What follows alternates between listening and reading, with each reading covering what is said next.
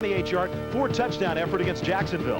His favorite target has been the diminutive Carter. The former Michigan All-America has 32 receptions and is tied for the league lead in touchdown catches at 7 with Jim Smith. Why is San Antonio head coach Jim Bates smiling more lately? Simple. His Gunslingers have won 2 of their last 3 games thanks to some excellent defense and the improved play of quarterback Rick Neuheisel, who's regained his starting position and his confidence. In successive weeks, Neuheisel led San Antonio to victories over Portland and Birmingham before finally losing to Jacksonville last week.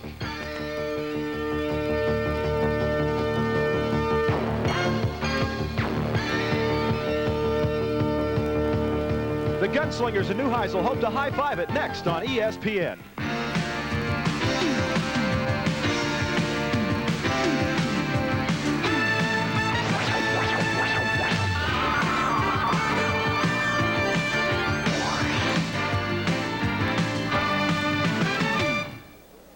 And welcome everybody to the Oakland Alameda County Coliseum. We have an absolutely gorgeous night for football. Temperatures in the mid-60s and not a cloud in the sky as the Oakland Invaders return home from a 4-game road trip, and they are glad to be hosting the San Antonio Gunslingers in a Western Conference matchup in the United States Football League. Oakland went 2-2 on that road trip, but they lost the last 2 games. They are 4-3-1. Meanwhile, San Antonio 3-5 on the season, winning 2 of their last 3 games. Football coach for over 20 years, his first year as head coach.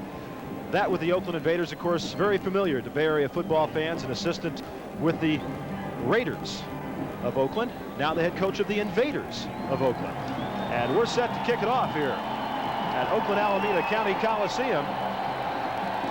Novo Bojovic to kick it off for the Invaders. And Marcus Bonner.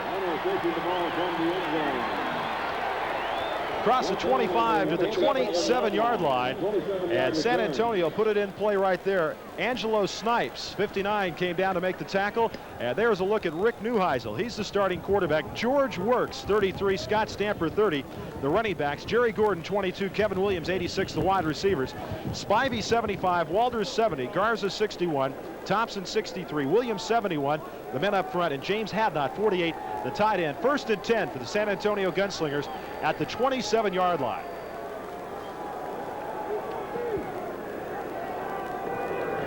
That's Scott Stamper right up the middle. He might get 3 yards. He's a little workhorse back. Stamper, 5'11", 215. Tackled up front there by Ray Bentley. Meanwhile, defensively for the Oakland Invaders, Monty Bennett, 91, Tim Moore, 92, and Dave Browning, 73, the 3-man front. The linebackers are Carter, 52, Plummer, 51, Bentley, 50, and David Shaw, 58. And the defensive secondary, Derek Martin, 24, Vito McKeever, 36, the corners, John Sullivan, 41, and David Greenwood, 31, the safeties. 2nd down and 8. Make it a 2-yard pickup for Stamper on that play. San Antonio with Neuheisel at quarterback. A lot of pressure, and he's down. 73, Dave Browning comes up to make the sack. Roger, there's the perfect example of the quarterback moving and making your pass rush adjust to the moving quarterback. There's Neuheisel, 70, rolls out to his left, and you see Browning make the adjustment along with help from the outside linebacker Thomas Carter. And Carter and Browning wrap him up, and again, they've got the understanding that he's going to roll and move, and they got to him. They did something right there that they didn't do last week against Birmingham, put any pressure on the quarterback. You can't let either one of these youngsters throw the football, Roger. Make it 3rd down now. Call it 20 yards. Ball all the way back at the 18-yard line. And they'll run it to Stamper on the draw. Stamper picks up a lot of yardage as he gets up to the 30-yard line. Ran over a couple of people. Finally, Oliver Davis, 21, makes the tackle. And that'll put the San Antonio Gunslingers into a punting situation. And number 5, Nick Mickemeyer, will come in to do the honors. The place kicker, who now also doubles as the punter for the San Antonio Gunslingers, averaging 38.2 yards a kick. Sean Faulkner, 28, is back at his own 25-yard line for the Oakland Invaders. Just the kind of offensive series you don't want against an explosive club like the Invaders. High snap. Mickemeyer does a good job to go back and get it, but a very short punt. He was lucky to get it off. and ends up getting some yardage out of it as it goes out of bounds at the 41-yard line. So good field position for the Oakland Invaders. And there's a look at their quarterback on the 30-yard punt by Mickemeyer, Bobby Hebert. 17 touchdown passes. And Hebert will lead his team out with John Williams, 43, and Albert Bentley, 32, the running backs. Banks, 88, and Carter, number 1, the wide receivers. Brian Williams, 81, the tight end. Markham, 72, Fran, 64, Leonard, 63, Wiska, 62, and Penny, 74, the men up front. And you'll see a lot of 29, Derek Holloway, also in there tonight. 1st and 10 for the Oakland Invaders as Banks comes to the near side. Doug Cousin, 89. Will get the start at tight end as he is in there in place of Williams on the first play. That is John Williams. And Williams is brought down at the 43-yard line. Ben Smith, 94, in on the tackle as we'll set the defense for you for the San Antonio Gunslingers. And this has been the heart and soul of this football team. Fields, 99, Lesnick, 95, Smith, 94, and Gillen, 76 up front. The linebackers are Lighting, 60, who's getting the start, and Putz showed 55. The nickelback is Jim Bob Morris. The corners are Charles Armstead, 44, Peter Rayford, 20. Clyde Johnson gets the start at strong safety, 32, and Vic Miner, 25. Their leading pass interceptor at the free safety spot. 2nd down and 7 as Williams goes in motion to the far side.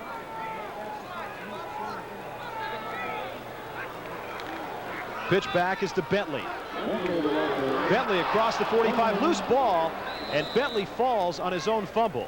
Albert Bentley, 2nd year out of the University of Miami, their leading rusher, comes up with the loose football, and 88 Gordon Banks will check into the game, and Holloway will come out. Obviously, Charlie Sumner, the head coach of Oakland, says we have got to establish the run so we get the Gunslingers thinking run. See, Bentley dropped the football right there. He's lucky to get it right back, though it bounced right to him. That's why that football's oblong. Is that right? I knew there was a good reason they made it that way. Putz showed, stripped him of that football. 3rd down and 7.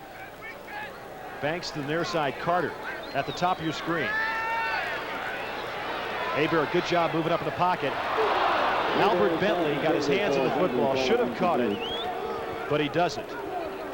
Good pressure that time by San Antonio. That's what they've got to do to Hebert. Again, as I said, he's this straight drop back passer. He'll set back at 8, a little bit deeper than normal, and he'll sit right there. Stan Talley, the leading punter in the United States Football League, 43.5. And Marcus Bonner will go back deep. Talley has the long kick this year in the United States Football League, the 2nd longest in league history, because he boomed one 89 yards in Denver last year. Good rush that time. Talley went down and a flag is down. His punt will roll inside the 15, down to the 11-yard line, and he has done that a number of times this year. Larry James, 24, was the man that got a piece of Stan Talley. Talley, 15 punts inside the 20 this year. There is another one, but they are going to bring this play back. He was definitely roughed, Roger. The reason they have the play, when you got a foot up in the air, you are so vulnerable to an injury. So take a look. You be the referee at home. Now watch. They've just waved it off, Mike. Oh, that's interesting, because it was a clear rough. Unless he got a piece, he may have gotten a piece of the ball, and if he did, then it is not a penalty. Let's take another look. Did he get a piece? It sure looked like it. Got a piece of it, Roger. And then all bets are off. You can't rough it once you've made the block. So San Antonio will have the football, 1st and 10 at the 11-yard line. See, so San Antonio will have it after the 45-yard punt by Stan Talley. One of the line judges said, hey, you got a piece of the ball, so all bets are off. You can't rough the kicker if you block it. Double tight ends, Hadnot and Hackett in right now for San Antonio. 1st and 10. Pitch back. That's George Works. Penalty marker goes down as Works gets up to the 19-yard line. 41 John Sullivan came up from his free safety spot to make the tackle. Works is a guy, they had him in preseason, they brought him back, and he's done a good job for him offensively the last couple of weeks. Gary Worthy, Don Roberts, and of course Roberts, the 3rd down pass receiver. Worthy just didn't get the job done. Offensive holding, number 48. First down. Had not the top. 1st down, 15. From the 6, that is Works. Trying to get outside, can't quite do it. David Greenwood, number 31, who missed the early part of the season with a knee injury. When he came back, they traded Marcus Quinn, who was having some contract problems, down to Tampa. Greenwood is a terrific athlete out of the University of Wisconsin, a great player for the Michigan Panthers, 7'2" high jumper, so you know he's an athlete. Oh, yes. Also, his coach said, hey, you can't even get a penalty. You're not being aggressive enough. Guess who leads the league in personal fouls now? Well, Greenwood has got a few of them because he had 2 personal fouls last week against Birmingham, 5 on the season. That'll teach the coach to give him that heat, huh? 2nd down and 13. Ball at the 8-yard line. Give it to Hadnot. Still running with it. Hadnot gang tackled at the 11-yard line. One of the men there, John Sullivan. And remember that Hadnot was a running back at Texas Tech. He was also a fullback at Kansas City, a blocking back primarily, and has been made a tight end. So we have not seen him run with the football much this year. A little bit of a tight end reverse last week. San Antonio ran a reverse that worked pretty well. As a matter of fact, the first carry for Hadnot this season. All right. Mark that one down. Probably won't see it again either. Only gained 2 yards. 3rd down and 9. Oliver Davis will come in as a nickel back in this situation. Ball at the 12-yard line.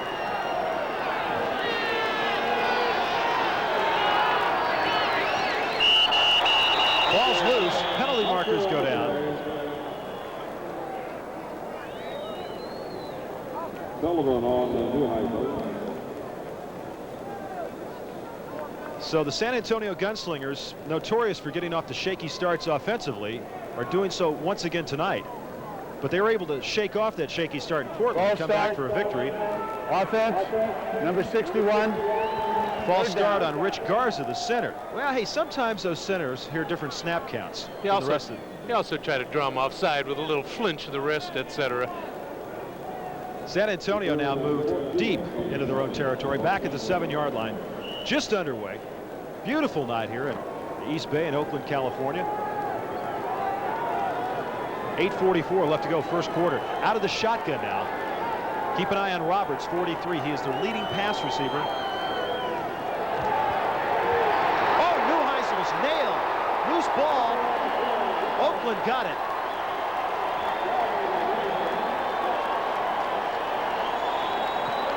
Ray Bentley, 50, was the man that came flying in to nail Neuheisel, and Oakland will have it at the 1-yard line. There's a look at Bentley.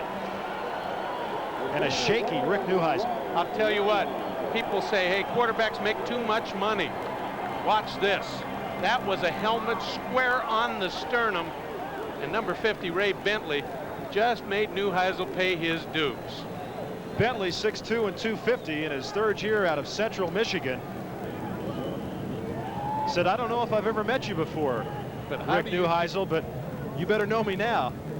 250 pounds, hits that 195-pound quarterback, and oh, he's going to be sore for a week. Hebert brings his team up. Tom Newton, 45, is checked in. Also there is 20, Eric Jordan, in the short yardage situation. Eric Jordan, touchdown, Oakland.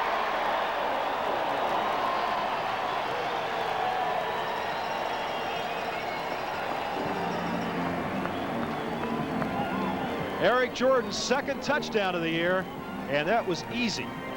It's easy because the defense didn't expect to be on the field. Their offensive team had the ball. Now they've got to run out and defend at the 1-yard line. I mean, he walked into the end zone, even though he took a little dive at the end. But your defenders are not ready to play in that situation, Roger, and all you got to do is run a sweep most of the time, or even a quarterback sneak, and you'll catch him off. Pretty good block by Tom Newton, 45, to clear it out, and Bojovic comes in for the extra point. And it's good. Extra point by Novo Bojovic. He is 23 out of 24.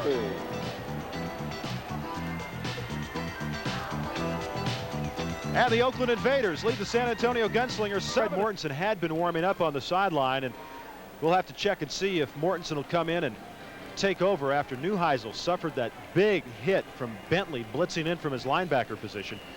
As Oakland gets set to kick it off, Bojovic. And back deep, Marcus Bonner for the San Antonio Gunslingers. Short kick. Bonner will take it at the 12. Bonner shakes off one tackle. Bonner across the 35 to the 37-yard line. And San Antonio will have it in good shape. Oliver Davis, 21, the tackle. And Rick Neuheisel will come back out on the field to lead the San Antonio Gunslingers, who last week racked up 304 yards total offense against Jacksonville. That was their highest total of the year, but unfortunately their defense gave up 328, which also was a high. I'm glad to see Neuheisel back on the field. That was a tough shot in the end zone that he got drilled by Bentley. You know what he's got to do here, Roger? He's got to throw to his outside receivers. Otherwise, he's going to get blitzed all night. And they haven't been able to this year. That's been the story of the Gunslingers. There's an attempt right there. 86, Kevin Williams. You remember him out of Southern Cal. But, Mike, when they do go to the wideouts, they don't go across the middle. They go to the sidelines. Yes. Well, for one thing, their two tight ends have been doing well. But what you need to do is spread the defense not only deep, but wide, too. You've got to keep them looking for that outside pass so that you can run the crossing patterns, the quick posts, etc. And if they don't do it, they're in trouble. This time they have both tight ends in as Williams leaves. Hadnot and Hackett will be the tight ends. Jerry Gordon, 22, comes to the near side. And Larry Canada has checked into the backfield. He's number 35, along with George Works, 33. Second down and 10 from the 37.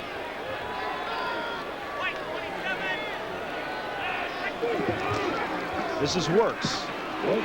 Hard running by Works. He gets up to the 44-yard line. Good pickup of about 6 yards where Reuben Vaughn, 77, third-year man from the University of Colorado, makes the tackle. Works 14 carries, 48 yards last week. And he looks good off tackle here. Good block by Spivey, who's been playing very well, number 75. And he turns it up and gains big yardage. Spivey on Dave Browning, 73, turns him outside, and that opens the hole for Works, and they get good yardage. But it's 3rd and 3, and San Antonio has only completed 28% of their third down situations. Once again, double tight ends. They're going to stay in this game. These are the downs they've got to be successful. Neuheisel showing you that he can roll out. He's got a lot of room to run. Neuheisel's got the first down. The man giving chase over there was 91 Monty Bennett. And Canada came very close to possibly clipping or blocking from behind. But it is a first down for the San Antonio Gunslingers. And, Mike, just what you talked about at the top of the show. He can move, and he made the correct move here. Inside handoff, fake. Then he rolls to the outside, and they had the blitz from the outside on, and he picked it up perfectly and got the first down. Neuheisel, 15 carries for over 50 yards, just 3.3 on the average. He doesn't really like to run with the football, but I think he's going to be forced into it with this football team. It's a matter of liking to and having to. 1st and 10. Ball right at midfield for San Antonio. Invaders lead it 7-0. 6:50 left to go, first quarter. Penalty marker goes down. Penalty flag down right in the middle. Penalties have really been a problem for the Oakland Invaders. Almost 200 yards more than their opposition so far this year. But Sumner doesn't feel... Ball start. Offense, number 70. First down. Penalty is on San Antonio this time as a Gunslingers player is down on the field. But Sumner's had a lot of penalties called on his team, but he says they've been more of the aggressive type. And they haven't really cost them any games. None that have cost him any games, but he said our concentration's got to be improved in that area. We'll check on that injured player for San Antonio and return to Oakland in just a moment. He's as dangerous on the ground as he is in the air. But the Denver Gold has firepower of its own. Catch this great matchup live Friday only on ESPN. Saturday on ESPN, Doug Williams and the Arizona Outlaws run head-on into the Oakland Invaders. The best live USFL action is on ESPN. As James Hadnot leaves the field with an injured right shoulder, we'll tell you to be sure to watch Memphis and Denver, because not only does Memphis have Walter Lewis, they have Mike Kelly who come in and do the job, and Denver with Vince Evans, but also Bob Galliano, who's led them to a very impressive victory last week. 51-0, that is impressive. 1st and 15, and racked up is George Works in the backfield. 73, Dave Browning, the 8-year veteran from the University of Washington. And I wonder where Charlie Sumner found Browning at. Former Oakland Raider, I guess so. I'll tell you, there's going to be quite a battle tonight between 75 Lee Spivey for the Gunslingers and 73 Dave Browning. We've already keyed on it once, and Spivey won the first battle. I got a feeling he lost that one.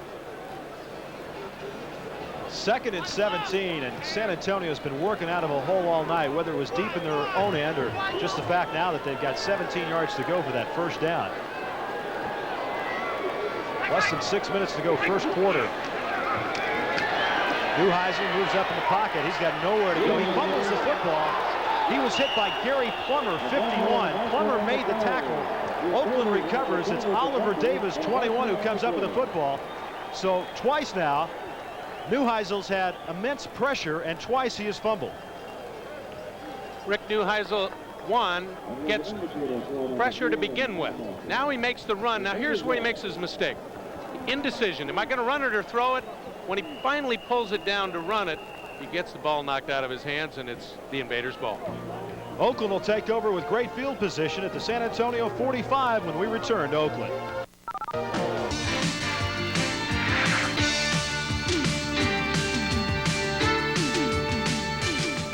Roger Twibell, Mike Hafner back with you. I'll tell you, Mike, if it was any nicer here today, we'd move here. That's right. It's gorgeous. Good shape now for Oakland. They got it 1st and 10. Ball at the 45-yard line of San Antonio. Do you go to the bomb in the first play after turnover? Yeah. On a turnover, go after him right away. Defense doesn't expect to be out there. They throw it quickly over the middle. That's Kozin, 89. Brought down at the 6-yard line. Peter Rayford was a man that finally caught up with him. It wasn't exactly a bomb, but it did just as well. 40 yards on the reception. You'd figure maybe Derek Holloway or Banks or Anthony Carter, but they go to Kozin. And I got a feeling the Bounty Hunter defense was looking for the same thing. The outside receivers deep after the turnover, and nobody was on Kozin. They just let him go. Only his 3rd pass reception of the year. And Charlie Sumner, we asked him today, you haven't gone to your tight end very much. And he said, no, we've got some great wide receivers. We don't need to. But he says, we've got a few surprises tonight. That might have been one of them right there. 1st and goal from the 5-yard line. They've got Newton in there. That was John Williams, 43. He gets inside the 5 down to about the 3-yard line where they will untangle the bodies. Tommy Tabor, 90. Putz showed 55 right there. Roger, what a turnaround for the Oakland Invaders. Their last 2 games, on the first 2 possessions of the opponents, they got in the end zone. Right. If they get in here, it'll be just a complete turnaround from their 2 losses, and that might indicate that they're really ready to play now that they're back home. Well, they have had a tough time in the first quarter of games this year. They have been outscored in the first quarter, 62-34. But they have turned the tables here tonight. Eric Jordan, 20, is checked in. That's Kozin in motion.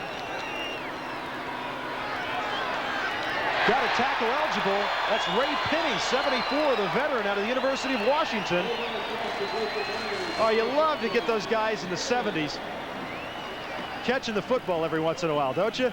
You know how much easier it makes them pass blocking for you the next time around when you throw them a touchdown? Get a big smile on Ray Penny, the longtime veteran. Now what happens is they move the back off the line and the wide receiver. That makes 74 eligible. Now you tell the refereeing crew what's happening. He even bobbled it a little bit at the end. He's got those big pads on his hands. You know, he's not supposed to be catching footballs. Now he looked at Jordan. He did a good job of looking at Jordan in the corner. Yes. Looked him off, make sure that his big tight end or his big now tackle gets open, and Penny's ecstatic. Well, it used to be you'd play tight end and then you'd beef up and move to tackle. Absolutely. Maybe Penny's thinking about moving to tight end eventually. I doubt it. Extra points good by Bojovic. And the Oakland Invaders have jumped out to a 14-0 lead over San Antonio. Bojovic to kick it off. Marcus Bonner back deep for San Antonio. Kind of a squibber. Bonner will pick it up at the 7. Runs into a host of people, including number 96, and that's Carl Sullivan, a defensive lineman. And at the 12-yard line, Rick Neuheisel will come out and try to get something going for the San Antonio Gunslingers. When you get down 14 points, now they're going to bring the pass rush every single down. They figure you haven't got a back that can beat you with an 80-yard run. What do you have to do if you're San Antonio? You throw the screens and the draws and the short passes and try to break long runs to get field position. Don't try to get it all back, or Mr. Neuheisel will be on his back all night. Charlie Sumner told us his team really, in the last few games, hadn't come out mentally ready to play football. They have tonight. The question here, has San Antonio? Neuheisel puts it up for grabs. Interception. Ray Bentley. Bentley, who nailed Neuheisel in the end zone, causing a fumble, has come up with a pass interception. And the Oakland Invaders are in great shape one more time. Bentley's first interception of the year. Heavy pressure again against number 7, Rick Neuheisel. And watch as he's got a receiver open. But they'll reach over the back. Look at Browning. He's got a hold of his arm, and that makes him throw the pass offline, and then it's picked off. You'll see the tip up in the air. There's Bentley. Give Greenwood an assist on that. I will. He got his hand in there. But the real assist goes to Dave Browning, 73, who grabbed a hold of Neuheisel. 1st and 10, ball at the 18-yard line. 3:12 left to go in the first quarter. And that is number 43, John Williams, third-year player from Wisconsin. And he gets little or no gain as he is stacked up inside. And there's a look at Rick Neuheisel. And we had mentioned at the top he had played really better football the last 3 weeks. Tonight, nothing's going right for him. But I'll tell you what, the Invaders are in his face. Oh, yes. But that club won't quit. San Antonio's the kind of team, they haven't got all the great talent in the world, but they'll come out and fight all the way. They won't go in the tank. No pickup on that last play. Bentley, 32, and Williams, 43, the running backs. Holloway is split to the near side. Bobby Hebert on the move. Cozen, 89, his intended receiver. On the coverage was 32, Clyde Johnson, the rookie from Kansas, who's getting a start tonight. Here's a good example of Bobby Hebert on the move. Ball was floated, not on time. If he sets, he can really zip it in there. If he rolls, he has a little trouble. He's an FA. Okay, I'm ready. What's an FA? Free agent.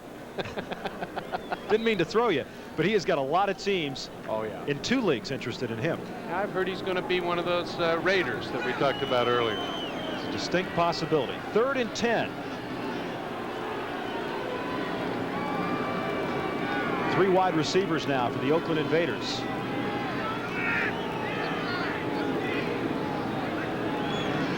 San Antonio bringing everybody.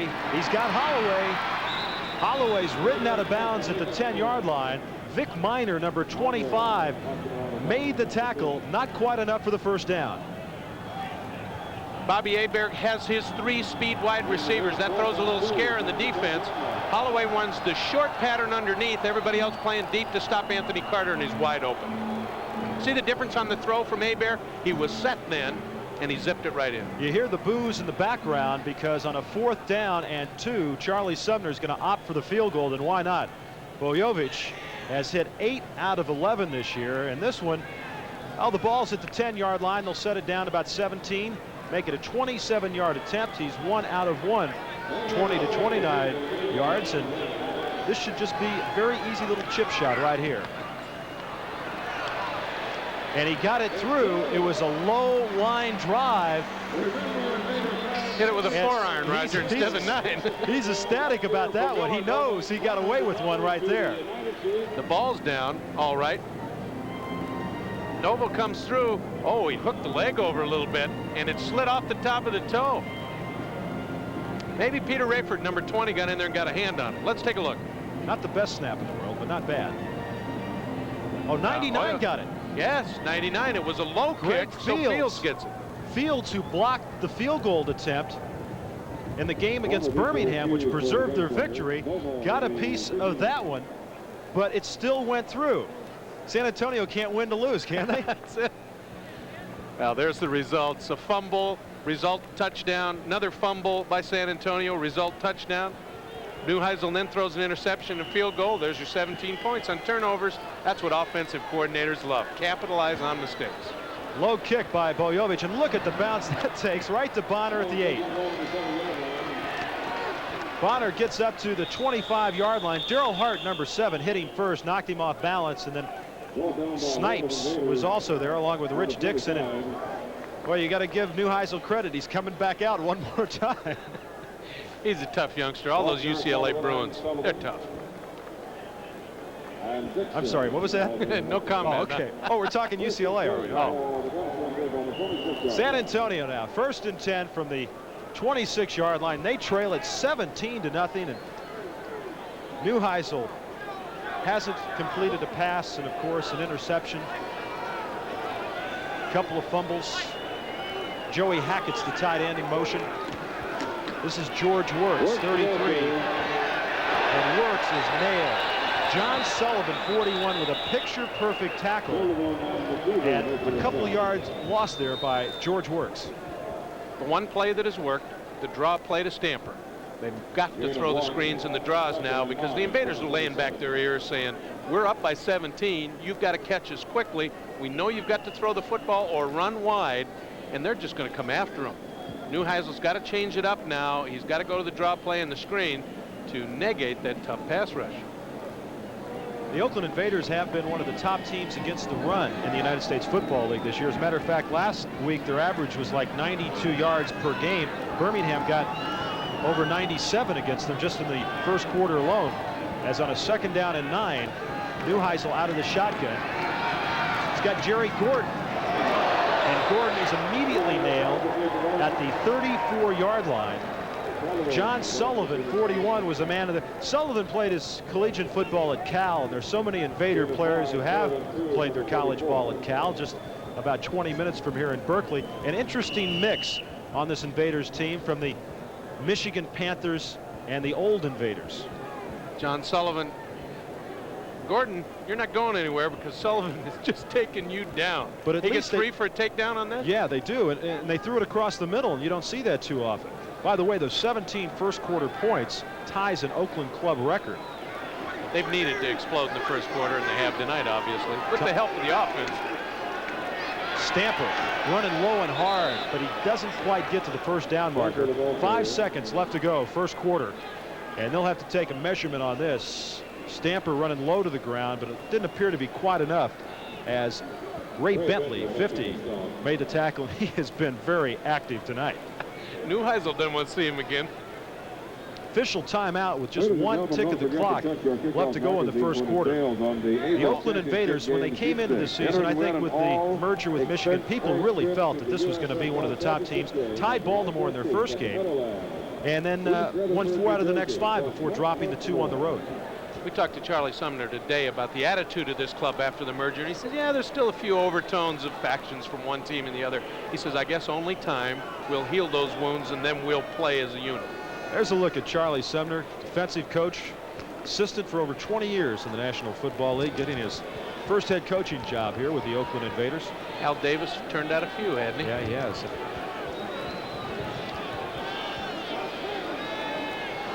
1 second left to go.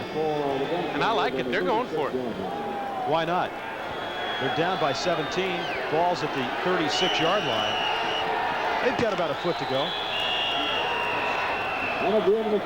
Or maybe, just maybe, they wanted to get with the wind before they punted the football as time expires here in the first quarter.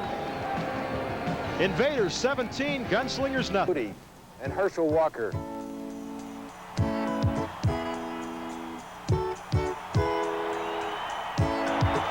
Boy, can they play, but they can do more than play in the USFL.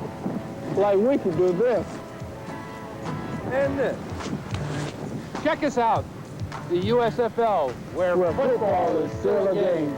Twible, Mike After back with you. Oakland 17-0, and the first quarter had been their nemesis because they had been outscored 62-34 on a 4th and about a foot from their own 36. San Antonio will go for it. Looked like Neuheisel was able to draw him offside. Stamper goes into the line, but regardless of whether Stamper got enough for the first down, I think Neuheisel did what he wanted to do, and that was to draw the Oakland Invaders offsides. You could tell by the way his helmet was bouncing that he was staggering the count, and he got the Invaders to jump. Who has been a guy that maybe hasn't been quite as aggressive as Charlie Sumner would like him to be, but has been the last week or so? Greenwood, and guess who? Huh? Number 31. Got him over aggressive, cost him 5 yards. That's those stupid penalties he was talking about. Yeah. They're not penalties of aggression, they're penalties, well, I don't want to call it ignorance, but it is. You've been there before. Oh, yeah. And I've been chewed out when I got the sidelines too. 1st and 10 now. Ball at the 41-yard line for the San Antonio Gunslingers. Hackett is the man in motion. Go right up the gut to Larry Canada. He might get a yard or two, not much more than that. Browning 73 at the bottom of the pile. And the first quarter, 17 points, tied a club record for Oakland. And what do these mean? Well, you can take time of possession and just throw that right out the window. That's true. 3 turnovers is the story. And all the stats in favor of the Invaders because of those 3 turnovers. 2 fumbles, 1 interception. That'll give you a quarter. Rick Neuheisel, second year from UCLA. They sat him down earlier this season, came back with 3 pretty solid efforts, and he's got a man giving him an effort right there, Gary Plummer, blitzing in. And they are putting all sorts of pressure on Rick Neuheisel. They're really making him move out and run. We talked earlier about the fact that you have got to throw the screens and the draws when you're down. You can't go to play action pass on second down because they're expecting it, especially if you blitz. And in that situation, Plummer, the blitzing inside linebacker on the play action pass, more than likely will have the straight shot at the quarterback, and he got him easily. San Antonio quarterbacks have been sacked 24 times coming into this game, and they have been getting to Rick Neuheisel with regularity so far this evening. 3rd and long, you don't want to get in that. It's 3rd and 16. That's exactly how long it is. Penalty markers go down. Neuheisel going to Roberts. On the coverage was Oliver Davis, and the pass is incomplete. And once again, Neuheisel sitting on his backside. He has been sacked 3 times for a total of 25 yards. When you're down by 17 points, they know you're not going to run a sweep on 3rd and 16, and they're laying back their ears and going after you. Well, the problem is San Antonio has not had a running attack all year. It's not like they can go back and establish it. That's true. An illegal formation on the offense. We had a personal foul, roughing the passer on the defense. The down will be repaid. There's another of those personal fouls. Are the Oakland Invaders emulating the former Oakland Raiders or the LA Raiders? Look at the coaching staff. Fred Biletnikoff, Charlie Sumner. I mean, a little bit of that has got to filter down from one side to the other. There's a look at Charlie Sumner. He served some time at New England. Yes, he did. But once you get your roots from Mr. Al Davis, I don't think it ever leaves. He talked today about the vertical game. He likes to throw the bomb. His Invaders do that. This is just the 2nd time the Invaders have been on television. That's the 5 and 15 rule. We were talking to Charlie. Going to 5-yard penalty. Run off the 15-yard penalty. It'll be a first down for San Antonio. Okay, we just were given an explanation. It was a 5-yard penalty and a 15-yard penalty. I'll tell you why they've changed the rule. You got a little easy 5-yard penalty, and the guy knows I can go in and drill the quarterback, and all it will hurt the team is offsetting penalties. Now they changed the rule so that if you have a personal foul or a roughing penalty, it will override the 5-yard penalty on the offense, and the defensive penalty will take precedence, and it's first down. San Antonio. It's the only way they can get a first down today. Well, it'll take them any way they can get him. So the ball's moved to the 49-yard line of the Oakland Invaders. We'll get back to Charlie Sumner and then being on TV just for the 2nd time in the red flag rule a little bit later. Which he says I won't use. He won't. Well, maybe, unless the game's on the line. George Works maybe gets to the line of scrimmage, and that was 51 Gary Plummer. The linebackers have been very active. Bentley 50, Plummer 51 have really been in on a lot of plays so far this evening. Plummer 51 has been all over the field. He and Bentley on the inside, and look at the pursuit. And that's the key in the 3-4 defense. If you try to run off tackle or outside, those active inside linebackers will be there to make the tackle every single time.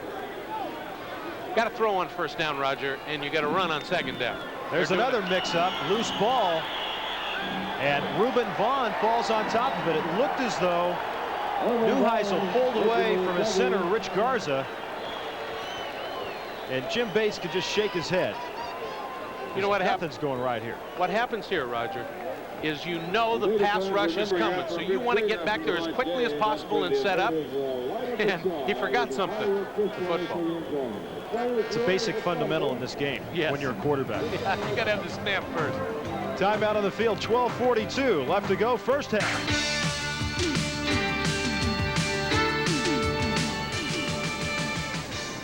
After losing to Jacksonville last week, the San Antonio defense went from 1st to 3rd in the United States Football League.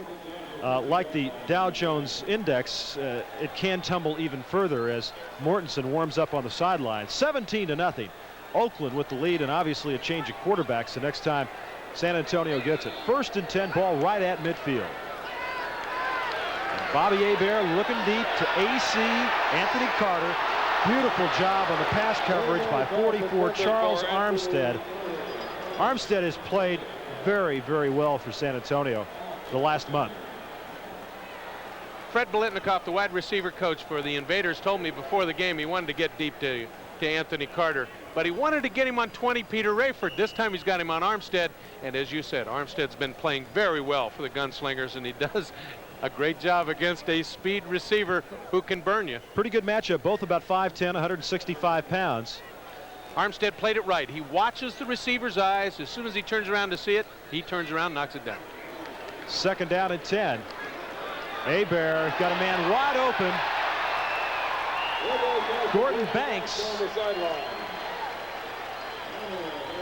Gordon Banks was wide open, had to hold up for the football, and a big gain and a 1st down for the Oakland Invaders. A mistake on defense. The zone rolled and the safety didn't get to the corner. You can see him just on the left side of your screen, and look what Banks does. Thank you very much. That was a mistake, not by Rayford. He did not get beat deep. 28 yards on the pass play from Bobby Hebert to Gordon Banks, and it's 1st and 10 at the 23-yard line for the Oakland Invaders. Carter split to the near side.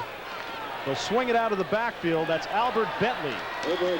Bentley gets to about the 20, maybe a gain of a couple yards. Bentley, 17 receptions on the year. He is their leading rusher for the Oakland Invaders. 82 carries, 477 yards coming in. Interesting young man from Naples, Florida, one of 13 children of migrant farm workers who didn't literally walk onto the campus of the University of Miami, but rode his bicycle onto the campus, begged to go out for the team. The coaching staff, in all honesty, didn't want him, and just worked so hard. And you remember the great game he had in the Orange Bowl. Oh, yes. Huh? He was the star. Cozen moves over to the far side now. 2nd down and 8 yards to go. That's Eric Jordan. Turns it wide, and he is knocked out of bounds by Vic Minor, but some good pursuit by Clyde Johnson that really drove him back, and consequently a loss of about 5 on the play. Minor making the start. 4-man front for the Bounty Hunters does a great job against the run. Look at the pursuit. Most defensive linemen, once they take the initial hit, see it's not a pass, they'll sit back and relax. This defensive line continues the pressure. You try to run sweeps on them, and you'll find that the defensive tackles are making the tackle instead of the linebacker. Hebert 5 of 8 for 81 yards and a touchdown, faced with a 3rd down and 13 situation from the 25-yard line. Got the 3 wideouts in there. Going to his back. That was Albert Bentley, and it's incomplete. And a field goal situation for the Oakland Invaders. When you get 3 wide receivers in there, more often than not, you will get a back one-on-one on a linebacker. And as you pointed out, Bentley has 17 catches, and he is a good pass receiver out of the backfield. That's who Hebert wanted all the way, but they had it covered. Ball resting at the 24-yard line. So Basana will put it down at the 32, so make it a 42-yard attempt for Bojovic. He is 3 out of 5 from that range. Has kicked 9 field goals now on the year. Plenty of height on that one. Is it going to be far enough? It is, but it's wide, so field goal attempt goes for naught.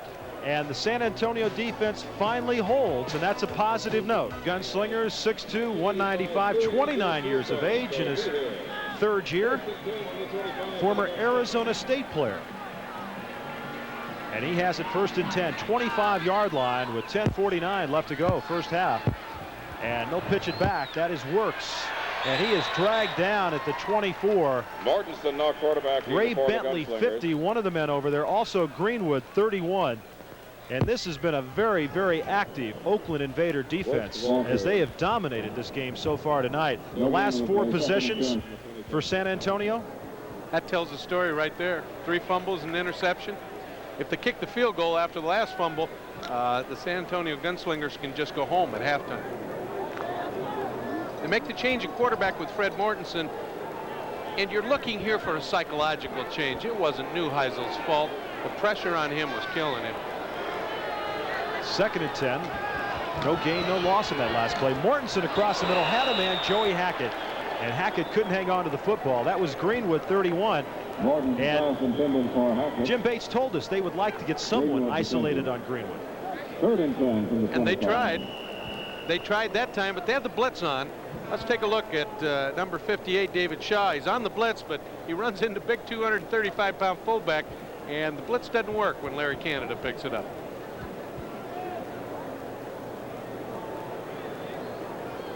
A lot of pressure on Mortensen now. He's got to gather not only the physical ability of his club, but the mental ability, because they know that the Invader defense is going to come after that quarterback. 3rd down and 10. And a flag is thrown. Still a couple of ticks on the 30-second clock. You might have noticed Mortensen with looking at his left wrist. He's got plays written. Encroachment. Defense. Penalty against Oakland. Now, last week, the Invaders penalized 10 times for 105 yards against Birmingham and have been penalized over 550 yards on the season.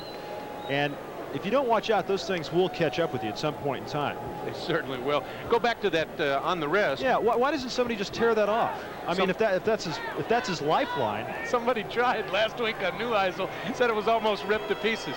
Each play's numbered, though, and that's the way they get it in. 3rd and 5. Mortensen gets it off and nearly intercepted by Oliver Davis, the nickelback, and a lot of pressure on Mortensen that time. And again, people will say, what great coverage in the secondary. You put the nickel back in at the right time. The reason this pass is almost picked off, look at all the blue jerseys right in Mortensen's face. And there's Davis. Oh, my goodness. I had a touchdown if I could hold on to that little brown thing. Davis, in his 9th year from Tennessee State, should know better. You got to catch those things. Mickemeyer back at the 15 to punt it. And a very, very short punt to the near side. They're just going to let that thing bounce as it gets down to the 25-yard line where it's down, and that's where Oakland will have it with 9:44 to go in the first half and a 17-0 lead. The Invaders were held to a season-low 202 total yards last week by Birmingham. They've gotten themselves righted offensively so far this evening due to some San Antonio miscues. Screen pass is deflected. The ball is loose on the ground. It looked like they had the screen set up pretty well that time, Mike. Putschot, though, thought different of it. Hebert with the deep drop, set it up pretty well. One Invader was knocked down, and I think Bobby Hebert figured maybe I better not throw that one. Looked like Paul Hanna, yes. 65, got a piece of it. There's a look at Putschot, leading tacklers on defense for the San Antonio Gunslingers. Really the heart and soul of that defense. Oh, yeah. 2nd and 10. Now they split out to the far side. Eric Jordan. And they give it to Bentley. Bentley's got some room. Bentley's going to go. Can he outrun Armstead? Finally, at the 27-yard line, Albert Bentley, a 2nd-year man from the University of Miami, and it was just a foot race, and Armstead got the best of it. Whoa, what a run.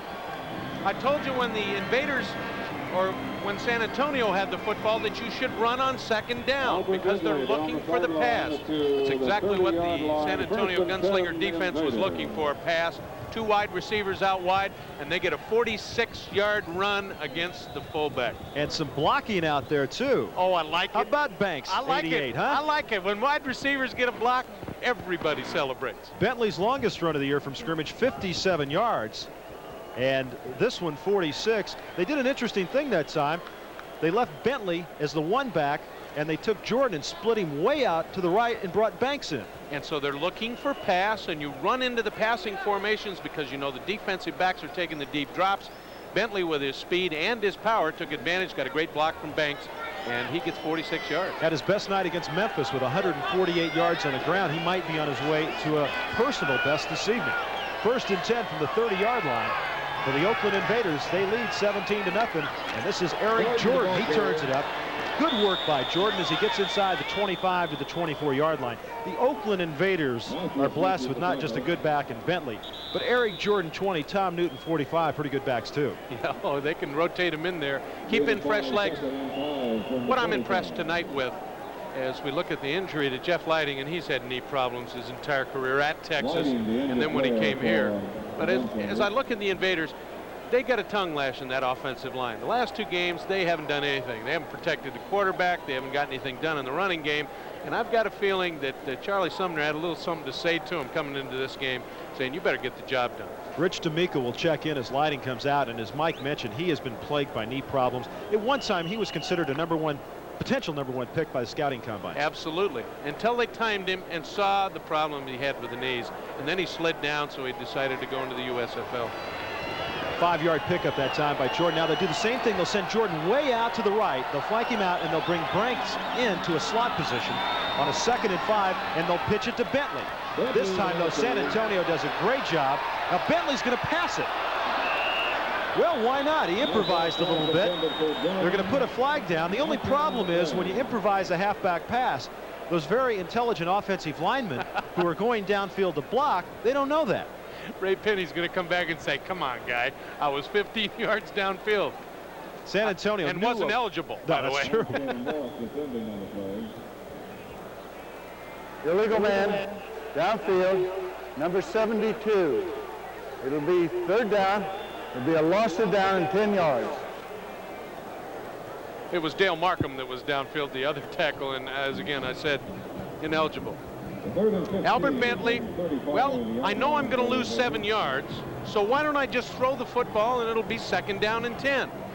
Wrong, Albert. Tabor really put the pressure on him initially to make him change his mind. By the way, Dave Kamansky is the referee, Bill Richardson the back judge, head linesman is Roger McMinn, Gaylord Bryan the line judge, the umpire is John Bradley, the side judge is Grover Clemmer, and the field judge is James Foglance, and the replay judge, Frank Radich. Well, Grover Clemmer and I had a few run-ins in the old days. On a 3rd and 15, Hebert's got a man. That was Derek Holloway, and he just simply drops the football. Jim Bob Morris was over in that area, and also Putz Schote. And when you got those 2 guys around you, you might drop a few passes. Yes, you will. Little footsteps, too.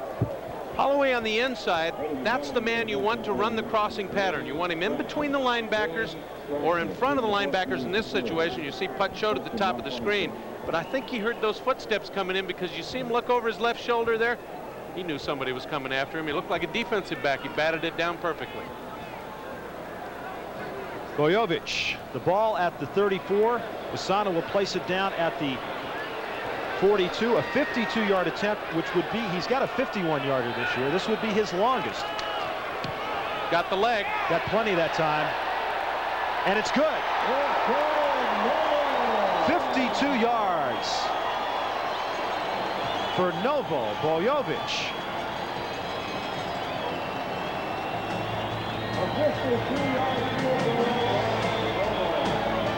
Invaders 20 and the Gunslingers nothing. Invaders with the lead, and one of the up men for the Gunslingers is going to make like a running back and bring it upfield. Let's get a number for you. That's Reggie Mathis, 56, who brings it up to the 36-yard line. Let's see if it pans out that way as Kevin Williams comes to the near side on a 1st and 10 from the 36. Neuheisel airing it out to Williams, and he overthrows him by now draw a screen. Down the middle, Joey Hackett. Hackett inside the 45, loses the football, and Greenwood picks it up. And then Greenwood, I'll tell you, busting down there was Carl. Neuheisel finds Works. He breaks a tackle. Works has got 1 man to beat, and he tries to go in the half. Swing it out, penalty marker down. That's Works. Works has got room. Works inside the 10 to the 9-yard line.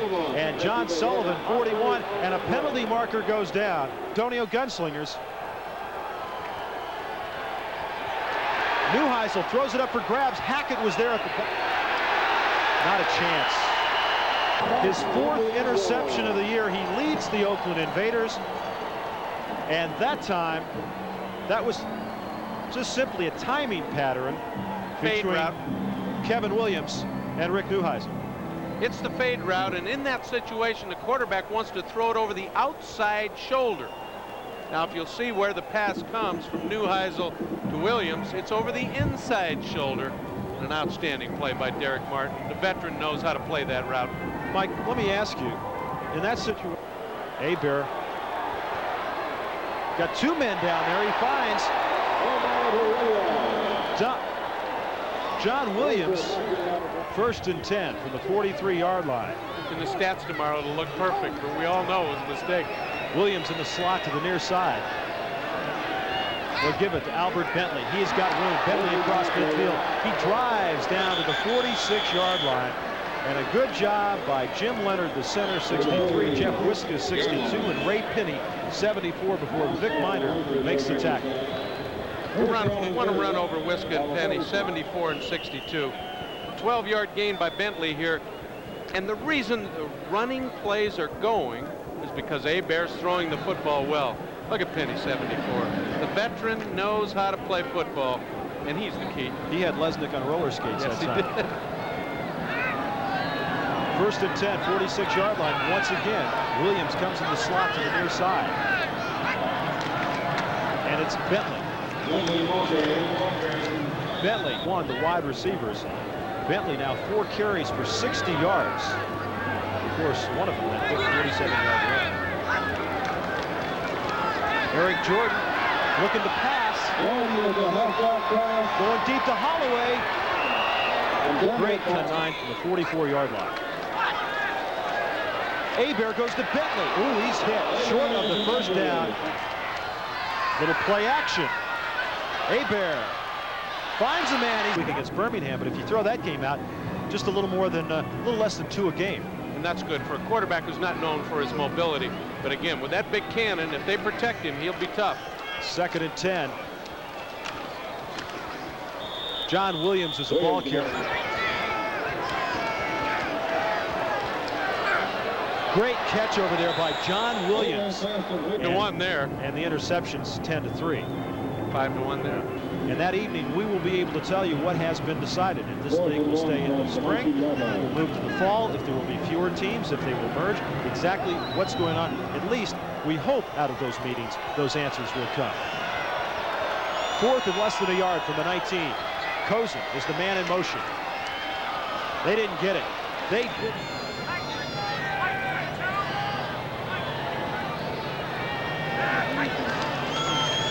And George Works will carry it to the 25-yard line.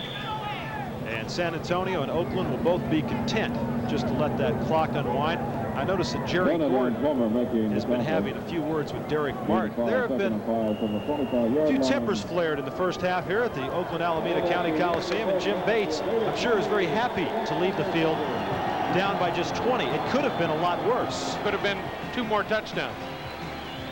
It's halftime. The Invaders lead the Gunslingers 20-0. Good in the first half against Houston. Doug Williams to Kevin Long, 12-yard touchdown pass. The Outlaws led 14-10 at halftime. But on the opening kickoff of the second half, little Clarence Verdun of the Houston Gamblers, well, he does to Arizona what he did to Tampa earlier in the season. 95 yards off to the races with a touchdown. Clarence Verdun's touchdown run on the opening kickoff gives Houston a 17-10 lead they would never relinquish. Jim Kelly got it going in the second half with 2 touchdown passes, both to Scott McGee. This one really wraps it up. The final score in Tempe before a crowd of just under 17,000. Houston wins at 33-17. The Gamblers breaking a 3-game losing streak. Then last Friday night at the Liberty Bowl in Memphis, the Generals of New Jersey against the Showboats of Memphis on Doug Magic Flutie night. They gave out kazoos to about 44,000 people. Doug Flutie, though, I guess he didn't hear the noise. Here he hits Walter Broughton for a touchdown to give the Generals a 7-3 lead in the third quarter. But on the Showboats' next possession, Tim Spencer bangs his way into the end zone, 10-7 Memphis. Herschel Walker had another big night. Watch the third-year man out of Georgia. Well, look at his power and determination. This run puts Walker, the league's leading rusher, over the 100-yard mark for the night for the 3rd consecutive week. Later on at the 1-yard line, Doug Flutie fakes the handoff, And they call that the naked bootleg. Well, Doug Flutie runs it in for a touchdown, 14-10 New Jersey. Fourth quarter now, Walter Lewis back to pass. He gets hit, coughs up the football. Bobby Leopold, a veteran linebacker, recovers for the Generals deep in Memphis territory. And once again for the Memphis one, Herschel Walker to the end zone. Herschel in this game had an excellent night and ran over the 1,000-yard mark for the season. The Generals win it. They're now 6-3. Last Saturday night in Orlando, they were dancing on the sidelines with the Renegade cheerleaders, but Jacksonville had all the fun. Ed Luther stumbles, regains his balance, hits Mike Rozier with a 4-yard touchdown. Jacksonville led it 10-3 at half over Orlando. Rozier had a great night rushing. The 17-yard gallop, it looks like the old Mike Rozier from Nebraska. When he won the Heisman Trophy, Rozier ran for 126 yards last Saturday against Orlando. That run set up this TD toss from Luther to a diving Perry Kemp. Ed Luther had not one, not two, but 4 touchdown passes, and Jacksonville wins again. They beat Orlando 31-10 in Orlando. Making a return to the lineup after he missed 3 games with a pulled hamstring. At first, though, Baltimore's defense shined. Antonio Gibson picking off Matt Robinson at midfield. Antonio goes down the sidelines for 6, and the Stars with the extra point led it 7-0. Now, the man the Stars call KB, Kelvin Bryant, third-year runner out of North Carolina. Well, he takes over the ball game here, taking an overhand lateral of sorts from Chuck Fusina, gets some nice blocking, gets around the left corner, and he is gone. 82-yard touchdown run for Bryant. He ran for 185 yards on the day against the Portland Breakers. Portland did have one bright moment, however. Watching the play action, Matt Robinson with a pump fake, and he hits Frank Lockett in stride, and nobody's going to catch Frank. He outruns the defense 85 yards for the touchdown, but it wasn't nearly enough. The Baltimore Stars even the record at 4-4-1. Portland is now 3-6. Baltimore wins it 26-17. Sunday afternoon, the showdown in Birmingham. Raleigh Dodge and the Stallions against John Reeves and the red-clad Tampa Bay Bandits. Reeves running up against a rock-hard defense is intercepted here by Chuck Planton. His league-leading 11th INT of the season. The Stallions had 5 interceptions in all on Sunday. Second quarter, 7-3 Birmingham. Cliff Stout looking for his ex-Steeler teammate Jim Smith in the end zone. Now Alvin Bailey on the coverage.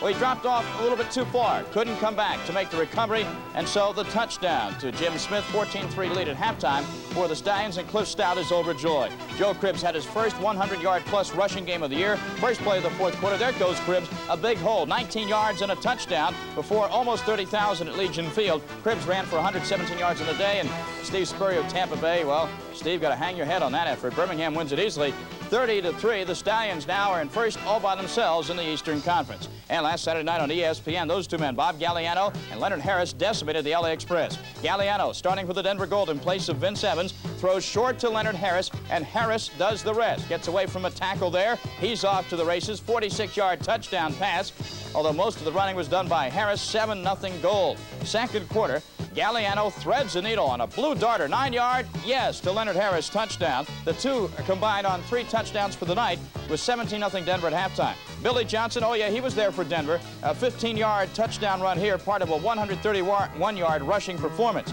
Galliano and Harris weren't through, though. They combined once more, 30-yard pass and run combination. Galliano to Leonard Harris. The final score, 51-0. We talked to Galliano and Harris, dropping back to pass, hitting the end zone, and fumbles the football, recovered at the San Antonio 1 by the Invaders. And from there, running back Eric Jordan, number 20, burst into the end zone. And it's 7-0 Oakland early on. After Neuheisel fumbled again for San Antonio, Bobby Hebert, the quick hitter to Doug Cozen, who takes it all the way to the San Antonio 5, does the big tight end. Well, it's amazing to me he was stopped at all, but a nice tackle there by Peter Rayford to avoid the touchdown. At the 3, Hebert to an eligible tackle, the old tackle-eligible play. Ray Penny for the touchdown. You know Penny had to love that. A halftime score with 2 Boyovich field goals, 20-0 in favor of Turnovers. Well, that's very dramatic, isn't it, Mike? At their own 41, and then the opponents won 45-18. All because of those turnovers, the fumbles and the interceptions gave them the outstanding field position. In the first quarter, they capitalized on it. Set to go, and kickoff will come to Daryl Hart, who dropped it, picked it back up, and got across the 15 to the 18-yard line as we're underway second half here in Oakland, California, with the Invaders leading the San Antonio Gunslingers 20-0. Reggie Oliver, 52, came down to make the tackle, and we'd like to thank those folks who come out here on a Monday night, the only Monday night appearance of the year for the Oakland Invaders. Bobby Hebert, 9 of 16, 124 yards and a TD. You remember they tried a couple of halfback passes too, so they actually had 18 passing attempts.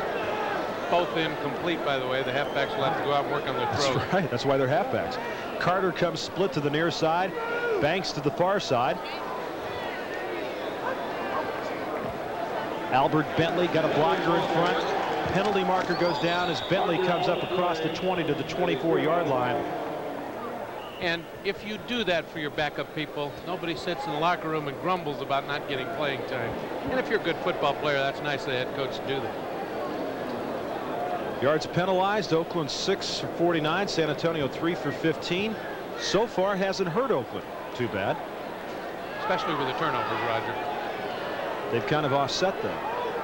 As you see Williams go way out to the right. The lone back is Bentley.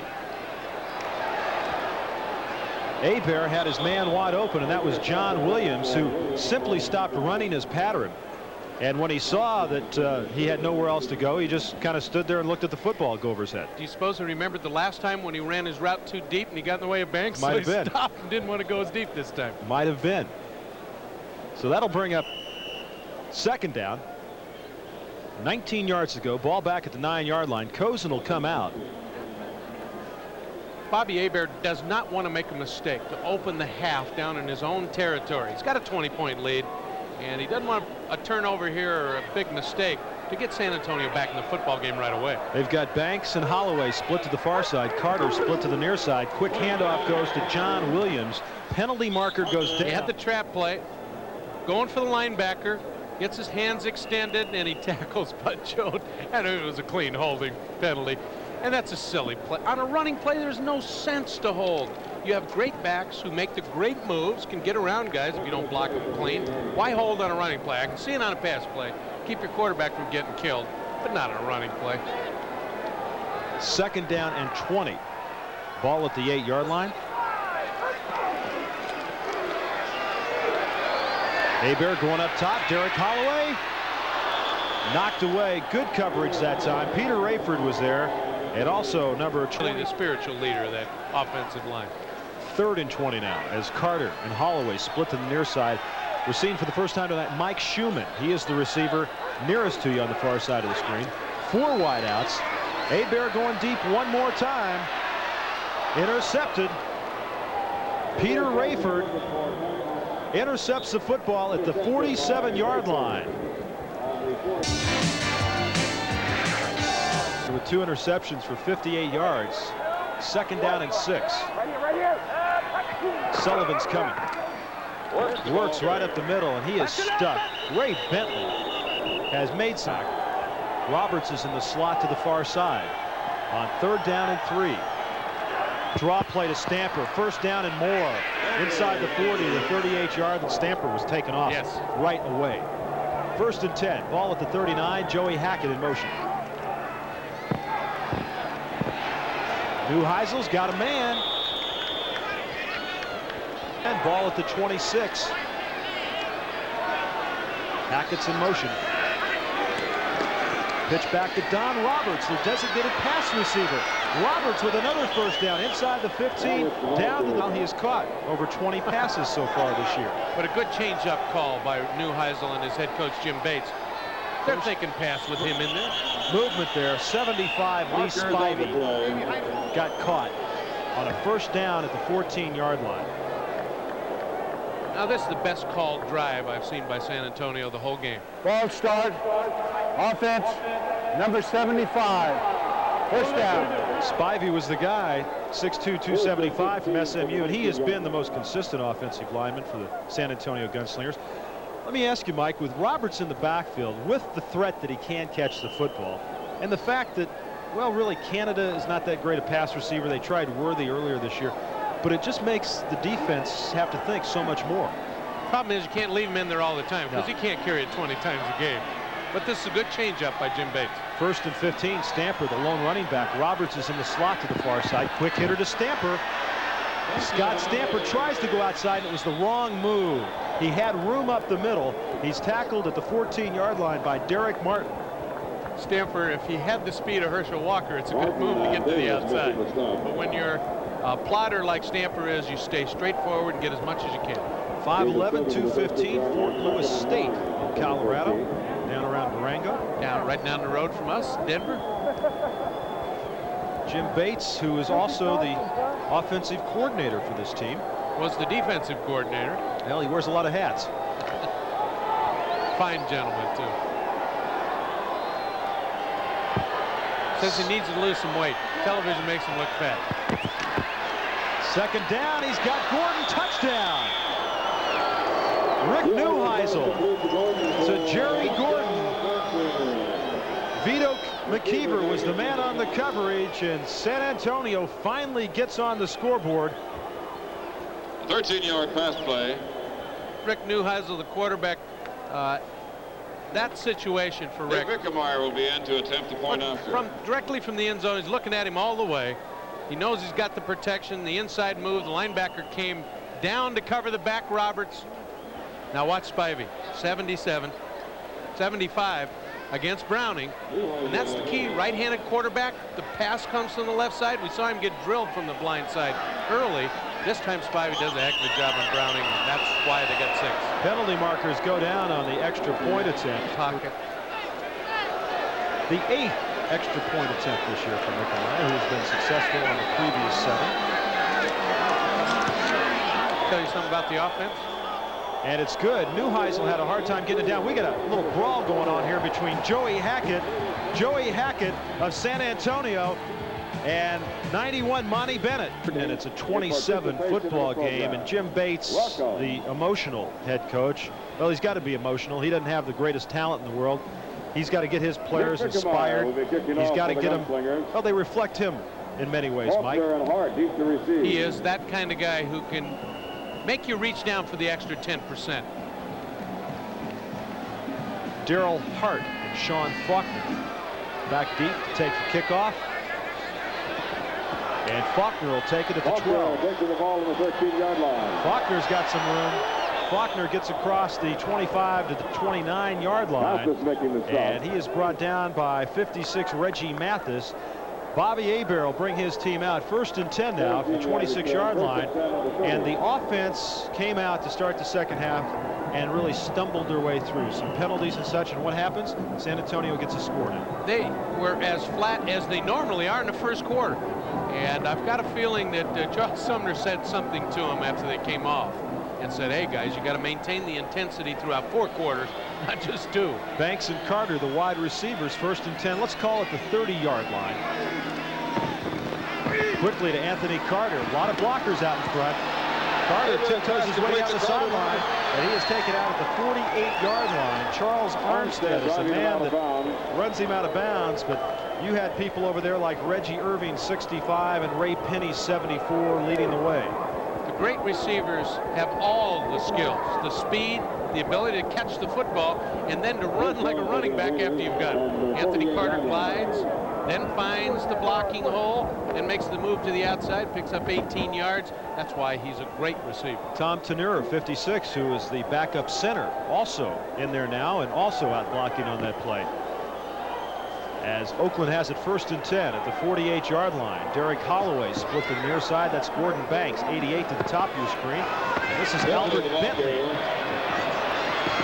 trying to move, loses about a yard as Greg Fields, 99, one of the players there, along with Vic Minor, just couldn't find any room. Bentley trying to go wide, then he thought about turning it up. Real good pursuit by San Antonio, whose defense, they ought to be fired up right now.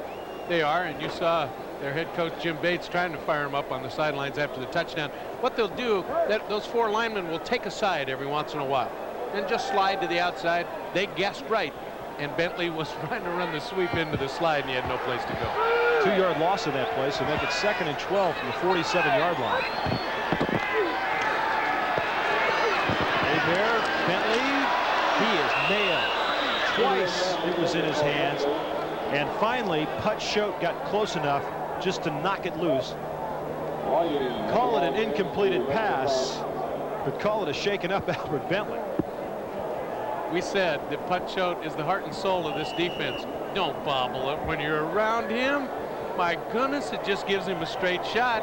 And as hard as Neuheisel got hit on the other side by Bentley, Choate just paid him back. And Lighting was also there for the sandwich.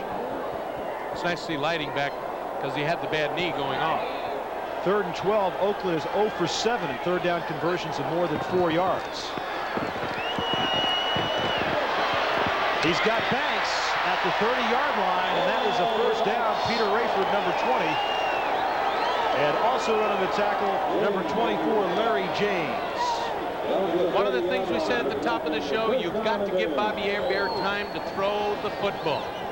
And he got time that time from his offensive line. The crossing pattern to Banks, 22-yard gain, but all because of the offensive line. Watch what Penny does to Gillen. 76, 74 for the Invaders. And all that time you're watching, folks, means that Hebert has got time to look for the defense. Banks, the only wide receiver in USFL history to catch a pass in every regular season game, make it 45 now, and he is having a great year. First down, and this is Eric Jordan. Jordan down to the 25-yard line. Lighting was the guy that made the tackle. Lighting at the 30-yard line, really kind of as a trip tackle. He stuck a leg out. He's very slow in getting up right now. That's what you call a leg whip, a defensive leg whip. Those catch you in the stomach when you're not ready for them. It can really hurt. Eric Jordan, second year from Purdue, 6 foot 210. You'll see Jordan, you'll see Tom Newton, Bentley, John Williams. Sumner likes to rotate his players. He keeps his players happy that way because they all get to play, and he keeps them fresh. 2nd and 5 now. Ball at the 25-yard line. 5:25 to go, third quarter. Eric Jordan slips a tackle. Jordan still on his feet. He's got a first down. Jordan down to the 16-yard line, and a fine job of running by Eric Jordan, who came into the game averaging just under 3 yards a carry, and his longest carry of the year, 11 yards, and he just surpassed that there. Young running backs, here's a perfect example of how not to feel pressure and go down. One, if they don't wrap the arms around you, you aren't going to go down, and there's two prime examples of, yes, I got pressure from the defensive player, but I kept the legs going because they didn't wrap the arms around me. I didn't go down. I bet you Jim Bates is awful mad at 32 Clyde Johnson because he just stood there and watched Jordan go right by him. And that's why he's out of the game right now. Arm tackles. 1st and 10 at the 17-yard line. Pitch back, Eric Jordan. Now you got a hot guy, you go to him, but maybe to the well one too many times. Reggie Mathis. Mathis looking to stop. That wasn't an arm tackle. No, you know, Mathis is playing some strong safety tonight. Yes, he is. Remember, John Bearfield ripped his Achilles, and he had been playing that strong safety, that 5th defensive back, linebacker type situation. They tell us Bearfield is coming along very well as far as Achilles injuries go when you rupture it. The way his was taped, it didn't roll back up in his leg. And they feel the prognosis is very good, but that's a very severe football injury. Tough to come back from that in any pro sport. 2nd and 10 from the 17-yard line. Now clock running to 4:35 to go on the 3rd. Hebert. Banks was the intended receiver and a penalty flag. Peter Rayford was the man on the coverage. Now in the United States Football League, they will step that off from the line of scrimmage. That was the perfect play by Rayford. If he doesn't make that play, it's a touchdown to Banks. So he gives up the 15-yard penalty. But you'd rather have that than you would the touchdown. Number 20. Banks came into the game 30 receptions, 515 yards, and 4 touchdowns. And this is a great throw by Hebert. It's a position throw because the defensive back is behind the receiver. If you drill it in, you're going to get 6. Rayford knew that, so he went up over the top to knock it away and saved the touchdown, but did get the pass interference call. There's another look at it, too, and you can see that Banks had him beat, and it was a great throw. The only way to knock the ball down, save the touchdown, was to interfere. Hebert, 11 of 22, a touchdown, an interception, 166 yards. And the Oakland Invaders have it 1st and goal from the 9-yard line. San Antonio penalties, 5 for 38 yards. Holloway split to the near side. Bentley right up the gut. And Putz Schoten is right there to make the tackle. Little or no gain on the play. What about Putz Schoten? That's an interesting trade now that Galliano all of a sudden is getting hot for the Denver Gold. I think it's paying off for both sides. Galliano was traded straight across to San Antonio, from San Antonio for Putz Schoten. And Schoten really, as we said at the beginning of the show, the heart and soul of this defense. He fires them up. The old SMU pony's a tough one, too. And he has that 6th sense that inside linebackers have to have. I know it's run. I know where they're going. I'm going to find the seam, make the tackle. And you saw it right there. John Williams and Newton are the guys they like to go to down near the goal line. 2nd and 9, no gain on that play. Hebert going to Banks, has him at the 5, immediately dropped. Hebert to Banks complete. Peter Rayford once again on the coverage, so a gain of about 4 on the play, and a third down situation being presented to Bobby Hebert and the Oakland Invaders. Bobby Hebert spent his first 2 years, of course, with the Michigan Panthers. Very good football team, and that's the reason, one of the reasons Oakland has done so well this year, the merging of the Panthers Championship club for first year around. Banks 3 catches, 54 yards. With third down and goal from the 6. With an immobile quarterback here, you want crossing patterns, Roger, if you're going to throw the football, and you want to run wide if you're going to run. They swing it out, and the intended receiver was John Williams. Hebert had some pressure on him, but not that much. That was just a bad pass. And instead of running wide, he can throw the swing, and that's what he tried to do to Williams. Threw it too quickly. Tried to force the pass before Williams was ready to catch it, and really before Hebert was ready to throw it.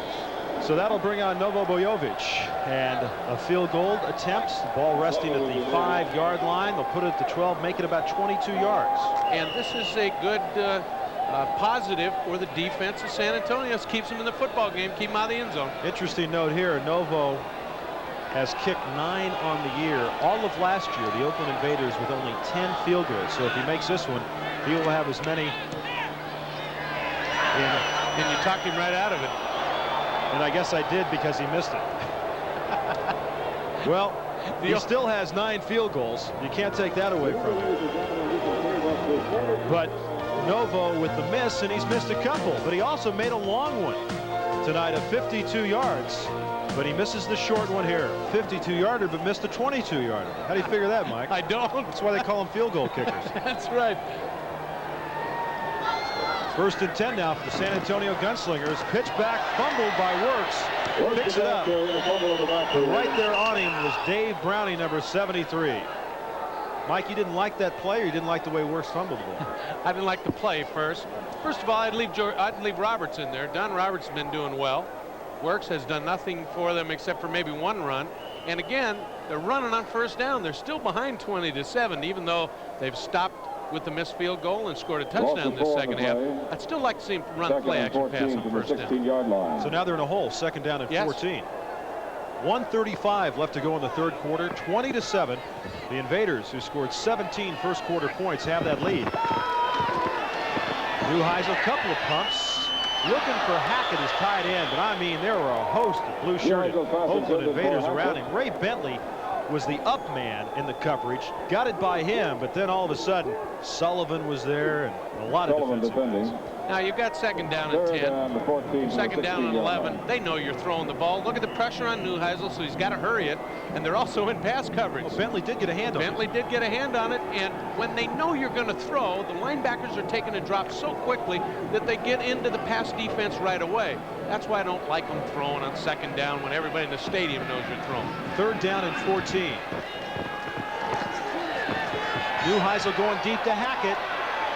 He had it. On the coverage was John Sullivan. Hackett looked to his left, then he saw the ball to his right, got his hands on it, didn't hold on.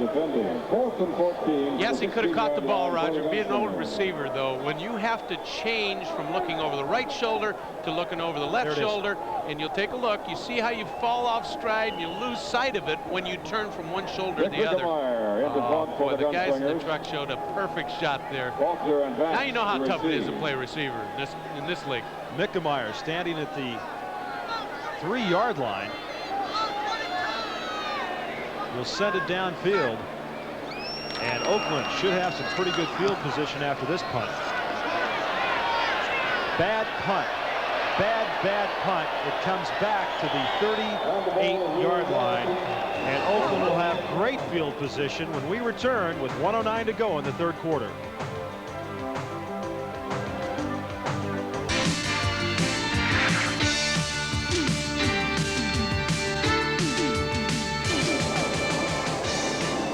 Roger Twyble, Mike After back with you, and Mickemeyer averaging 31 yards on his punt. That one was only 20 yards. Consequently, Oakland with great field position. Ball at the 38-yard line. They have it first and 10 with 58 seconds left to go in the third quarter. Williams and Bentley. the running backs. Bentley's the man up closest to the line of scrimmage. Hebert looking for Carter. Great catch by Carter. He is nailed by Vic Minor, but that is why that young man is a great receiver. One, he went across the middle, gave up his body in traffic, and held on to it. I said earlier he had the moves of a halfback, the hands of a great receiver, and the speed of a sprinter. And the one thing that you don't see very often for the deep threat is the guy who will go over the middle and catch the football. And his quarterback had to pay for it too, but I know Bobby, it doesn't hurt as bad when you know that a guy makes a catch like that for you, Roger. 14 yards on the reception, and I'm even more impressed Carter stays in the game for the next play, and he's in motion right now on a 1st and 10 from the 23. Hebert. Scott Banks at the 6-yard line. Jim Bob Morris was the man that came over and made sure he did not go any further. And Oakland in great shape right here as the 3rd quarter comes to an end. 17 yards on the completion. Bobby Hebert to Gordon Banks. And after 3 quarters of play, the Oakland Invaders lead the San Antonio Gunslingers 20-7. And we'll be back with the final 15 minutes right after. Down, let's see what they do. Cozen's in motion. Hebert looking once again for his favorite receiver, 74 Ray Penny, who was in the end zone, but the pass was knocked down. That is one guy who's a receiver. He's caught a touchdown pass tonight, but they have got 3 receivers, Mike, on this team who have all had 100-yard games this year. One of the receivers, Carter, gets the deep pass. Banks, the smart receiver out of Stanford, knows how to beat the zone. Look at him right in between the two defensive backs in the zone. They've got a great combination of receivers. And Holloway, who's kind of a combination of them both. Yeah, he can get deep. Smarts. 2nd down and goal from the 5-yard line. John Williams, Albert Bentley, the running backs. Cozen in motion. This is Bentley. Bentley, very close, very close. They'll mark it about the 1-foot line. That was a similar play they ran earlier tonight. Now you see what Oakland has done in their goal line offense. They threw on 1st down. Now they've got the defense in a sweat. Are they going to throw on 2nd down or are they going to run? So the linebackers hesitate a bit, and that gives Bentley the opportunity to get turned upfield, his shoulders upfield, and he gets to the 1-yard line. It's 2 perfect calls, even though he didn't complete the pass on 1st down. D'Amico made the tackle, but there's another San Antonio player down on the field. And with 14:43 left to go in this football game, Oakland leads San Antonio 20-7. We'll return with more USFL. Is the most important business at hand.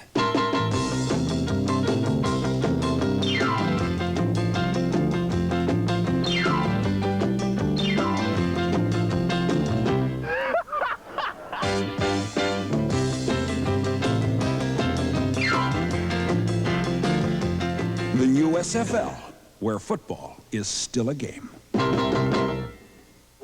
Reggie Mathis was the player for San Antonio who was shaken up, but he's leaving the field on his own power. And the Oakland Invaders will have a 3rd and goal from the 1-yard line. And so far tonight, 3rd down situations, Oakland just 1 out of 9. But this is a kind of 3rd down situation that if you don't get it here, you'll have a 4th down situation, right? Oh, yeah. Bentley, 7 carries, 61 yards, but they have got Jordan 20 and Newton 45 in the game right now. Hebert all alone and see it. That's the easiest 6 points Bobby Hebert will ever get.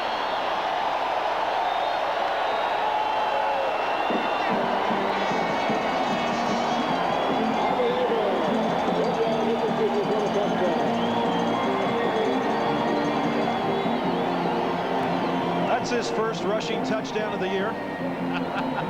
That's why he scored so easy, Roger. We talked about his immobility, the fact that he's not a running quarterback. And I fooled everybody in the stadium. Everybody in the stadium.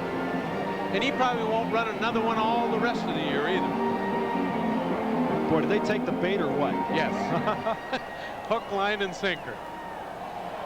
Novo gets the extra point. And with 14:22 to go in this football game, the Invaders have taken a 27-7 lead over San Antonio. Gave the Invaders great field position, and they move it down and pick up another TD. The up man takes it.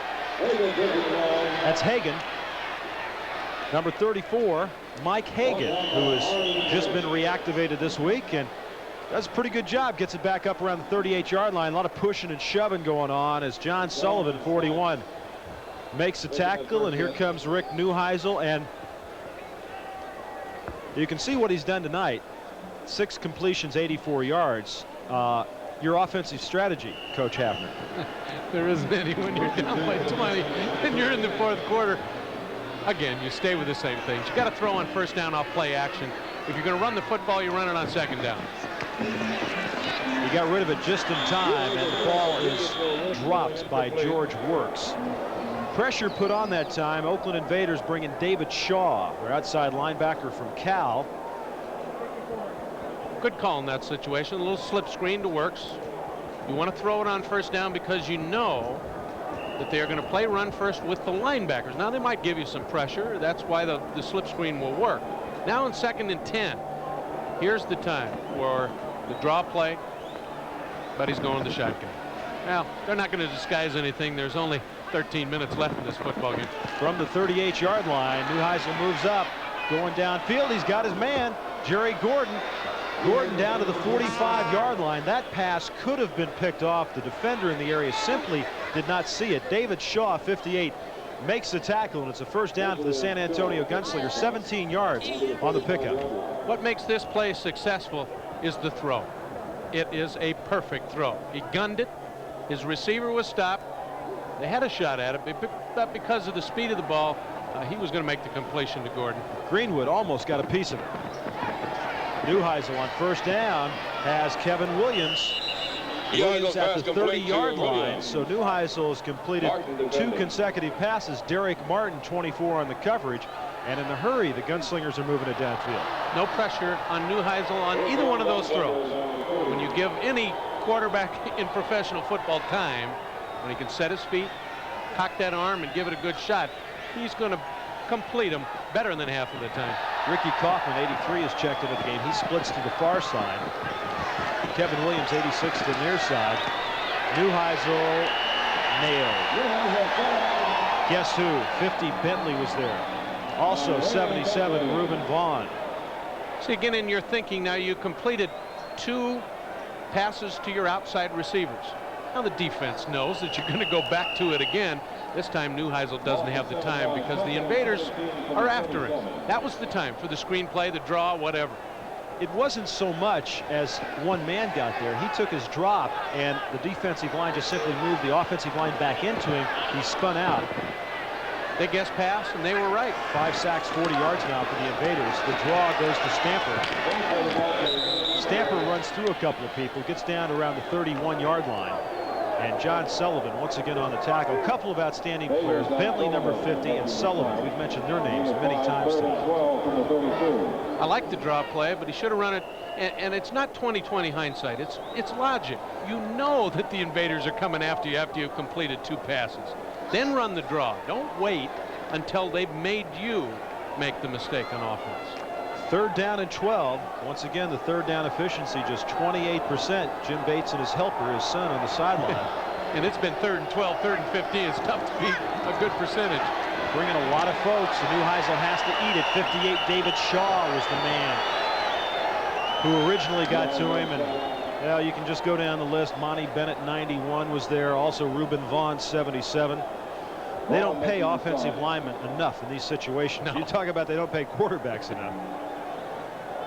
When you have 3rd and long, and everybody in the stadium knows it's a pass, what I'd like to do is see the offensive coordinator move the quarterback. Don't set him back there where the guys who are laying their ears back are going to come after him. Roll him out so that he can move around a little bit and give a chance to take some pressure off his offensive lineman, give his receivers a chance to get over. Mickemeyer averaging 31.3 yards per punt, standing at the 45-yard line.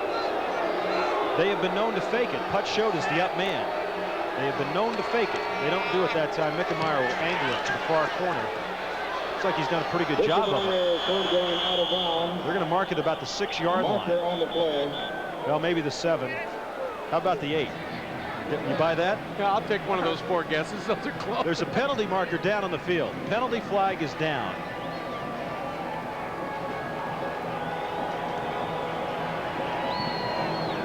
11 minutes left to go in this football game.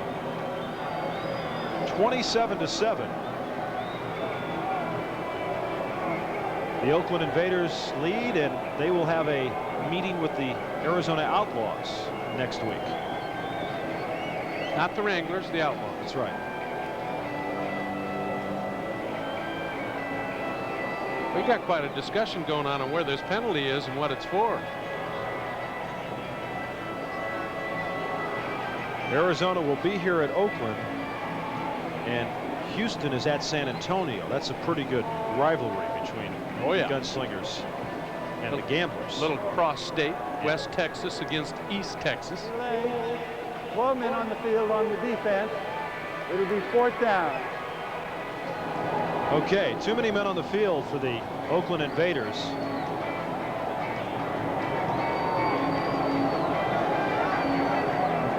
Now, why wouldn't you take the kick out at the 8-yard line?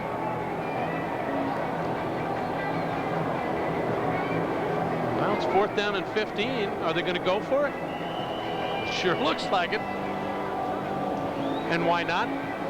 4th down, ball resting at the 35-yard line. 4th down and 15. They need to get to the 20. And Neuheisel will have Stamper and Roberts in the backfield. In the shotgun.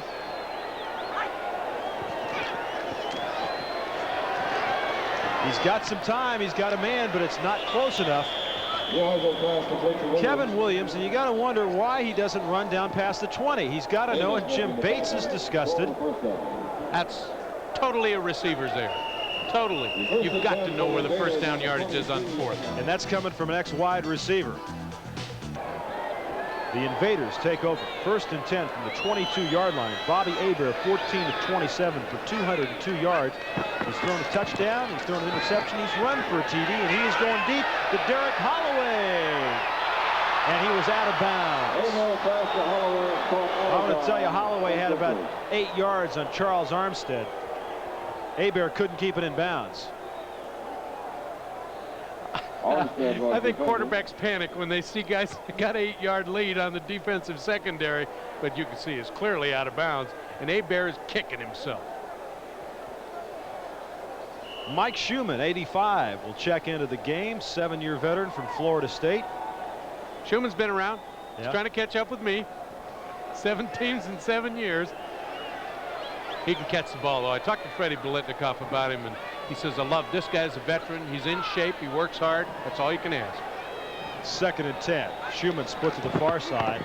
Albert Bentley, the ball carrier. He'll get to the 25. Gain of about 3 on the play. One guy that doesn't quit on the Bounty Hunters defense for the Gunslingers is number 55, Putchot out of SMU. I mean, this game is pretty much over, but Putchot's going to make Bentley remember him. San Antonio had a lot of distractions last week. If you remember, they've had some paychecks that have been late. They had to fly to Jacksonville. They took a commercial flight rather than a chartered flight, and they had a long wait in Atlanta. A lot of distractions that week. This week they haven't had any distractions, but this isn't pay week. Next week's pay week. See what happens. Week. Next week they'll be tough, huh? 3rd and 7.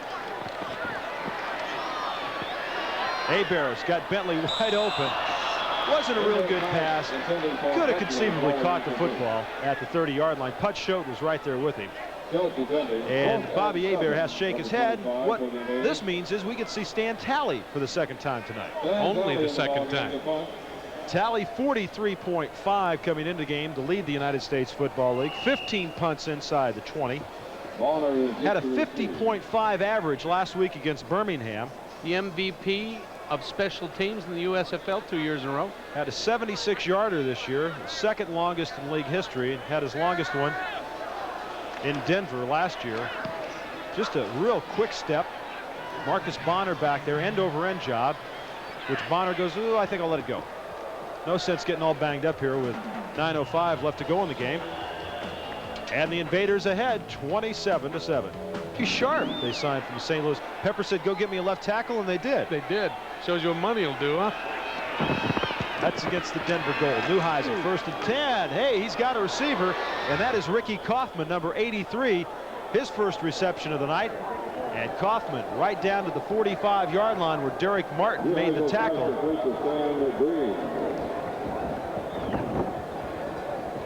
That's Kaufman's first reception of the year, 24 yards on the play, and clock running 8:22 left to go in this football game, and the Invaders with a 27-7 lead. And this is not the strong suit of the Gunslingers coming from behind. No. Well, guess what? Gary Plummer should have had an interception. I think Don Roberts was the intended receiver. He was about 5 yards behind him. I don't think Neuheisel saw Plummer. He threw it right square between the 1 and the 5. There it is. He had his hands up to knock it down, and Neuheisel hit him right in the gut. No chance to catch the ball when you got your hands over your head and the quarterback hits you in the stomach. Unfortunately, Plummer's on the defensive side. San Antonio Gunslingers came into this game the 13th rushing, the 13th passing team, which makes them the 14th and last offensive team in the United States Football League. Oakland, meanwhile, second against the run, 10 against the pass, 8 in the USFL defensively. Neuheisel, he's got Gordon, he's got a touchdown. Second time tonight, Neuheisel and Gordon have hooked up.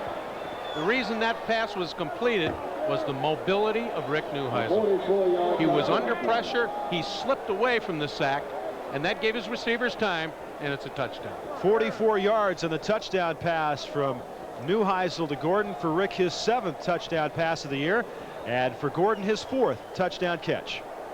And you see how easy it is if you give a quarterback time. Wide open for Gordon. Oliver Davis was not even in the picture. He thought that Neuheisel was going to be sacked, and he probably took a step or two and slowed down, and when Neuheisel got away, touchdown. 8:03 left to go. With the extra point attempt by Mickemeyer, it would be 27-14. Blocked right back into Neuheisel's hands. Right back into Neuheisel's hands. The man who got it was Dale Markham, number 72, who goes 6'9" and 285. The snap, the hold by Neuheisel, there was a problem.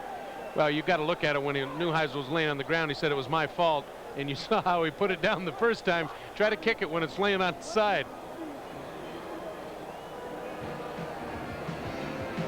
Well, been a long night for Rick Neuheisel.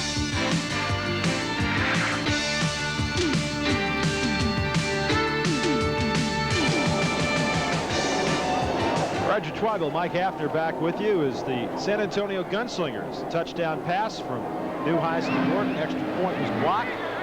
And Mickemeyer's kickoff will go to Sean Faulkner at the 10-yard line. And Faulkner at the 25 is nailed. He drew a crowd. Oliver was there. Also Hagan was there. Gordon, 4 receptions, 78 yards, and a couple of touchdowns. This has been one of his biggest nights of the year. And now with 7:53 left to go, do we see a ball-controlled offense by the Oakland Invaders with a 27-13 lead? Yes. Oh, really? Well, easy answer. Yeah, you don't want to make any mistakes here trying to throw the ball over the middle. Might go outside deep so that you can throw it away, but I'd look for those big running backs. Newton is in the game on a 1st and 10 from the 26. And right up the middle is John Williams. Schote made the tackle on the play, and Put Schote played his college football at Southern Methodist University, 6 foot 230. He might get shorter every game because he really sticks his head in there. Yeah, he played well off the blocker, then comes in to help make the tackle. Good running by Williams, though, and that's what you want when you're trying to control the football. Jordan checks into the game now, and Williams will come out. 2nd down. Let's call it about 3. That clock just keeps running. 6:50. 7 yards in every running play, and this game's over with. Newton, quick hitter, across the 35. He'll be close to the 1st down at the 36-yard line. Paul Hanna, who has recently rejoined the San Antonio Gunslingers, makes the tackle. Big Schote knows they're coming right at him. They're in the ball control offense. Look at him trying to weave his way through all that mass of humanity to get in on the tackle. Clock will stop as they'll take a measurement here with 6:38 to go. It's 1st down, Roger. For the Invaders of the 37. And they move the chains, get the clock going again. Newton comes out. Albert Bentley checks back in. Oakland Invaders are on their way to ending a 2-game losing streak. They've been on the road for nearly a month. Come back here, and the next week they play host to Arizona, who's fallen on hard times of late. A little movement in the backfield. There go the flags. Holloway with the reception. It's funny. I got to tell you, I got to laugh. I'm looking down there, and you see movement in the backfield, and then you see the back judge look around at the other guys to see, and they're all looking at each other. Finally, simultaneously, the flags came out. Who's going to throw the flag? Yeah. I'll tell you, it was kind of illegal motion. Number 42. The first down. Well, I think it was 43, even though they said 42, because John Williams said, oh my goodness, I'm supposed to be in split backs, not in I formation, and he remembered a little bit too late. In fact, right when the ball was being snapped. I think it might have even been Eric Jordan. I'm not sure. He has come out of the game now. Nonetheless, it'll be John Williams and Albert Bentley, the running backs, and you can see the clock, and you can see the Oakland Invader fans. 25,863 tickets distributed. 18,215 the actual attendance, with over 7,500 no-shows tonight.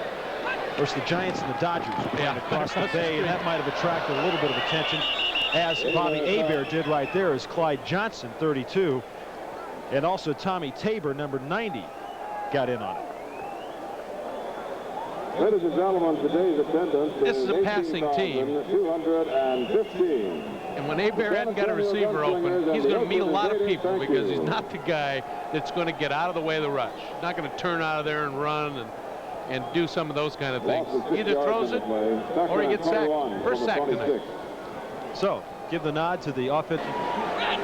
Second down and 21. 5:13 left to go. They're bringing everybody. They brought 9 people. Hebert throws it as Clyde Johnson hit him. Penalty marker is down. Rayford had the coverage on Derek Holloway. And let's see if we've got an interference call. Rayford defending. They brought 9 people that time. They only had 2 backs covering the wideouts. Trying to make the turnover so they can get back in this football game. Defense, number 20, first down. Derek Holloway. Peter Rayford. Now, when you've got an all-out blitz and the guy is going to beat you, it's a stop and go, you got to keep him from getting by, or it's 6. And that's what he did. He gave himself up because he was beat, and you can see it. If he doesn't bump him, he's got him beat by 10 yards. Peter Rayford, all USFL performer last year. First team. First and 10. Ball at the 31-yard line. Kosen comes over to the near side. 4:45 left to go. Williams gets up to the 34. Vic Miner, one of the guys right there on the tackle. Putz Schote, who's always in on the tackle. If it's a run up the middle, you know he's going to be there. He's like a bad rash. He just won't go away. He won't go away. And he knows they're going to be running in the middle. He's ready. I'll tell you, you know how tough he is? Look at his thigh pads coming out of his right leg. A little blood on the arm there. Oh, this is, of course, natural turf here in Oakland on the baseball field. Boy, this has been a scene of many, many great football games through the years. 2nd and 7 from the 34, and Invaders just taking their time right now. Intercepted. Jim Bob Morris has got Hebert between him and the goal line, and Hebert makes the tackle at the 15-yard line. Hebert is down. Jim Bob Morris is down, and what a terrible mistake by Bobby Hebert. Now you know why head coaches have gray hair. Young quarterbacks will do the dumbest things sometimes. That one tops it. Speaking of gray-headed coaches, that was Charlie Sumner. 31 yards on the return. And for Jim Bob Morris, his first interception of the year, and he is still down on the ground. You can ask Bobby Hebert 100 times why he threw this ball, and he could never give you a reason that you could live with. I mean, that's just a silly play. Jim Bob out of Kansas State. He's going to try to make Hebert pay twice for throwing the interception. What do you think? A hip pointer here? Oh, boy, maybe a little lower on the knee there. Was it planted? No. I think he did. Landed on the hip. Jim Bob Morris is still down on the ground. 3:51 left to go. San Antonio in great shape right now. They trail 27-13, and that missed extra point. Mistakes. 3:51 left to go. San Antonio has all of their timeouts. They've got the 2-minute warning if they need that, and of course the clock stops in the final 2 minutes on first downs. Neuheisel swings it out of the backfield. That's George Works inside the 10 down to the 7-yard line. And that's the right play, exact right play. You know they're going to come after you because you got to throw the football, so you want to throw the little quick screen to the outside. Perfect play. Oliver Davis made the tackle, and Works was knocked out of bounds, and that stops the clock with 3:45 to go. People always ask me, they say, how do you stop it when they're laying their ears back and playing pass? Well, that's how you stop it. With a little quick screen. Every once in a while the draw will work too. Make it a 4-yard pickup. It'll be 2nd down and 6 from the 8-yard line. Larry Canada is in the game. Don Roberts is in the game. You want to move your quarterback and you want to throw to a back out of the backfield one-on-one with a linebacker. Roberts, touchdown San Antonio. And Mike Hafner, let's give him the nod because he called it, the back out of the backfield. And Don Roberts, the touchdown reception, the leading receiver, and would you believe it, his first touchdown catch of the year? I'll bet he's caught a lot on 3rd down, though. And Neuheisel's 3rd TD pass of the game. He's got 8 on the season. And there's Jim Bates on the sideline still firing him up. And with 3 minutes and 40 seconds left to go, it's a ball game. We got a game here, 27-19. This extra point looms large. Mickemeyer, remember Markham, 6 feet 9 inches tall. If you give him any time at all, he could get a hand on it. Mickemeyer drills it through. With 3:40 left to go, the Oakland Invaders 27, the San Antonio Gunslingers 20, and Mickemeyer, the line drive almost over the head of Faulkner. He takes it at the 10. Faulkner still spinning at the 29, maybe a late hit. No call. You can see, yeah, there's some folks upset about that. That could have been a late hit. No flags down. 34 Hagan. He was just activated, so he's got nothing to lose. You know? Well, he's the one that returned the kickoff, you remember, and got about 15 extra yards because he hadn't played in a long time and he won some action. Mike Hagan.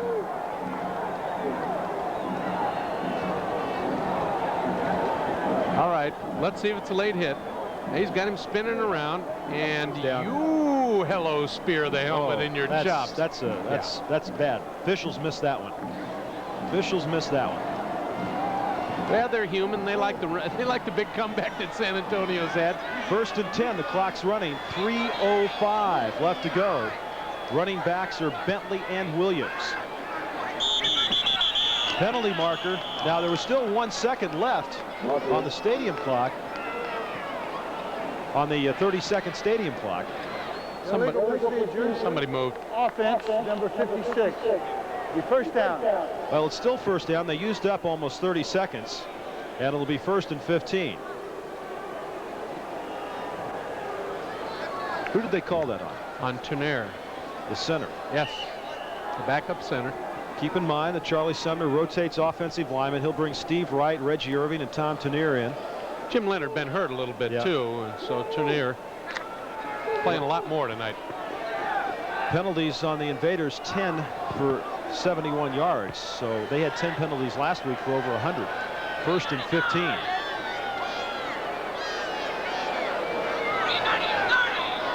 About 9 men up. Hebert trying to call a audible. He just got that play out before the 30-second clock went down. Derek Holloway. And Holloway's out of bounds on a similar play as the one Jim Bob Morris picked off. A little shorter this time, so Hebert could see if he was open or not. But I don't know if Holloway intended to get out of bounds, but that's what he did, so the clock stops at 2:53. But a good pickup, about 12 yards in the play. When you've got a chance to make yardage and you're in a long yardage situation, 1st and 15, you want to get all the yards you can. Makes it a lot easier to make 1st downs, which gets time off the clock a lot quicker. Call it 2nd down and 3. Ball at the 36-yard line. Williams, first half, across the 40 to the 43-yard line. Nice job of running by John Williams. Ben Smith, 94, one of the men on the tackle, along with Larry James. Big first down right there for the Oakland Invaders. Yes, and that's why Holloway tried to get as much yardage as he could, even though he went out of bounds. San Antonio Gunslingers, a team that really doesn't get a lot of respect until after you play them. They beat Portland, they beat Birmingham, and Oakland was a team that had to follow them in, and they lost both those games. Said to Charlie Sumner, here's your chance to get even for making those teams mad. 1st and 10. They'll try to run that clock down to the 2-minute warning. See if they can get the 2-minute warning. Well, they get the handoff to Williams, and he'll go straight ahead, and then the clock will stop. It was nip and tuck. It was pretty close whether they have to run a play or not. Aber went ahead and did it. 2 minutes left to go in this football game. The Invaders 27, the Gunslingers 62-34 by the opposition, but they have outscored their opponents 58-30 in the 4th quarter. Tables have been turned tonight, but so far they like it. They're leading. That's what counts.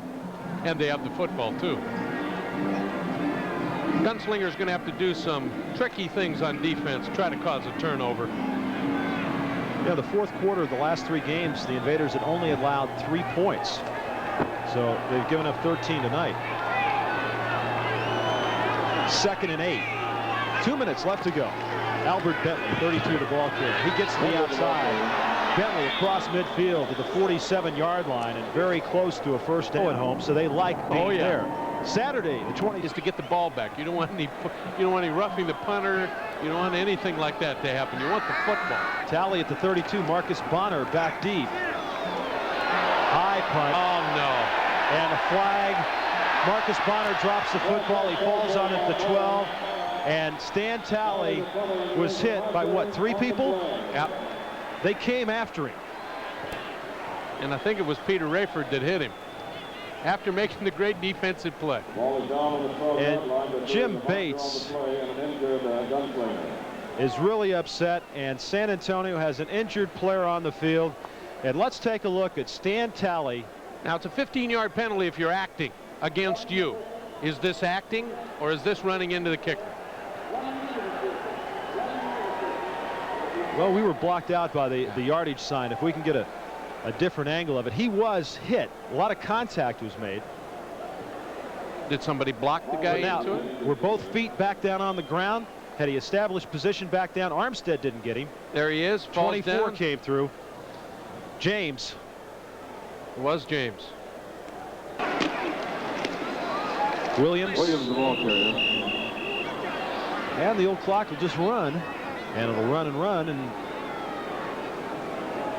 Oakland should not have to punt the football. With 1 minute and 30 seconds to go, you get 30 seconds to snap the ball each time. The way I figure it, unless you do something silly, this one ought to be over with. And of course, the 30-second clock is not set until the ball is reset on the field, so you lose a little bit more there. Jim Bates, well, it was a solid effort. They came back after getting themselves into a hole, something the Oakland Invaders had been doing the past few weeks. I know how Jim Bates feels, though. He says, I'm tired of seeing what great heart I have on this club. I'd like to win some football games. Charlie Sumner, if there was some doubt about his club and the way they got started, well, that had changed, but I think he's got to be concerned about the way they finished tonight. As Williams once again carries the ball inside the 45 down to the 42-yard line. So with the victory tonight by the Oakland Invaders and a loss by the San Antonio Gunslingers, the Invaders improved their stock immensely. They go to 5-3-1 and will be facing Arizona at home next week. San Antonio 3-6, and they will be taking on Houston, who's tied for the lead with Denver. Bates makes his way across the field. Sumner will make his way. They'll meet halfway. They'll shake hands.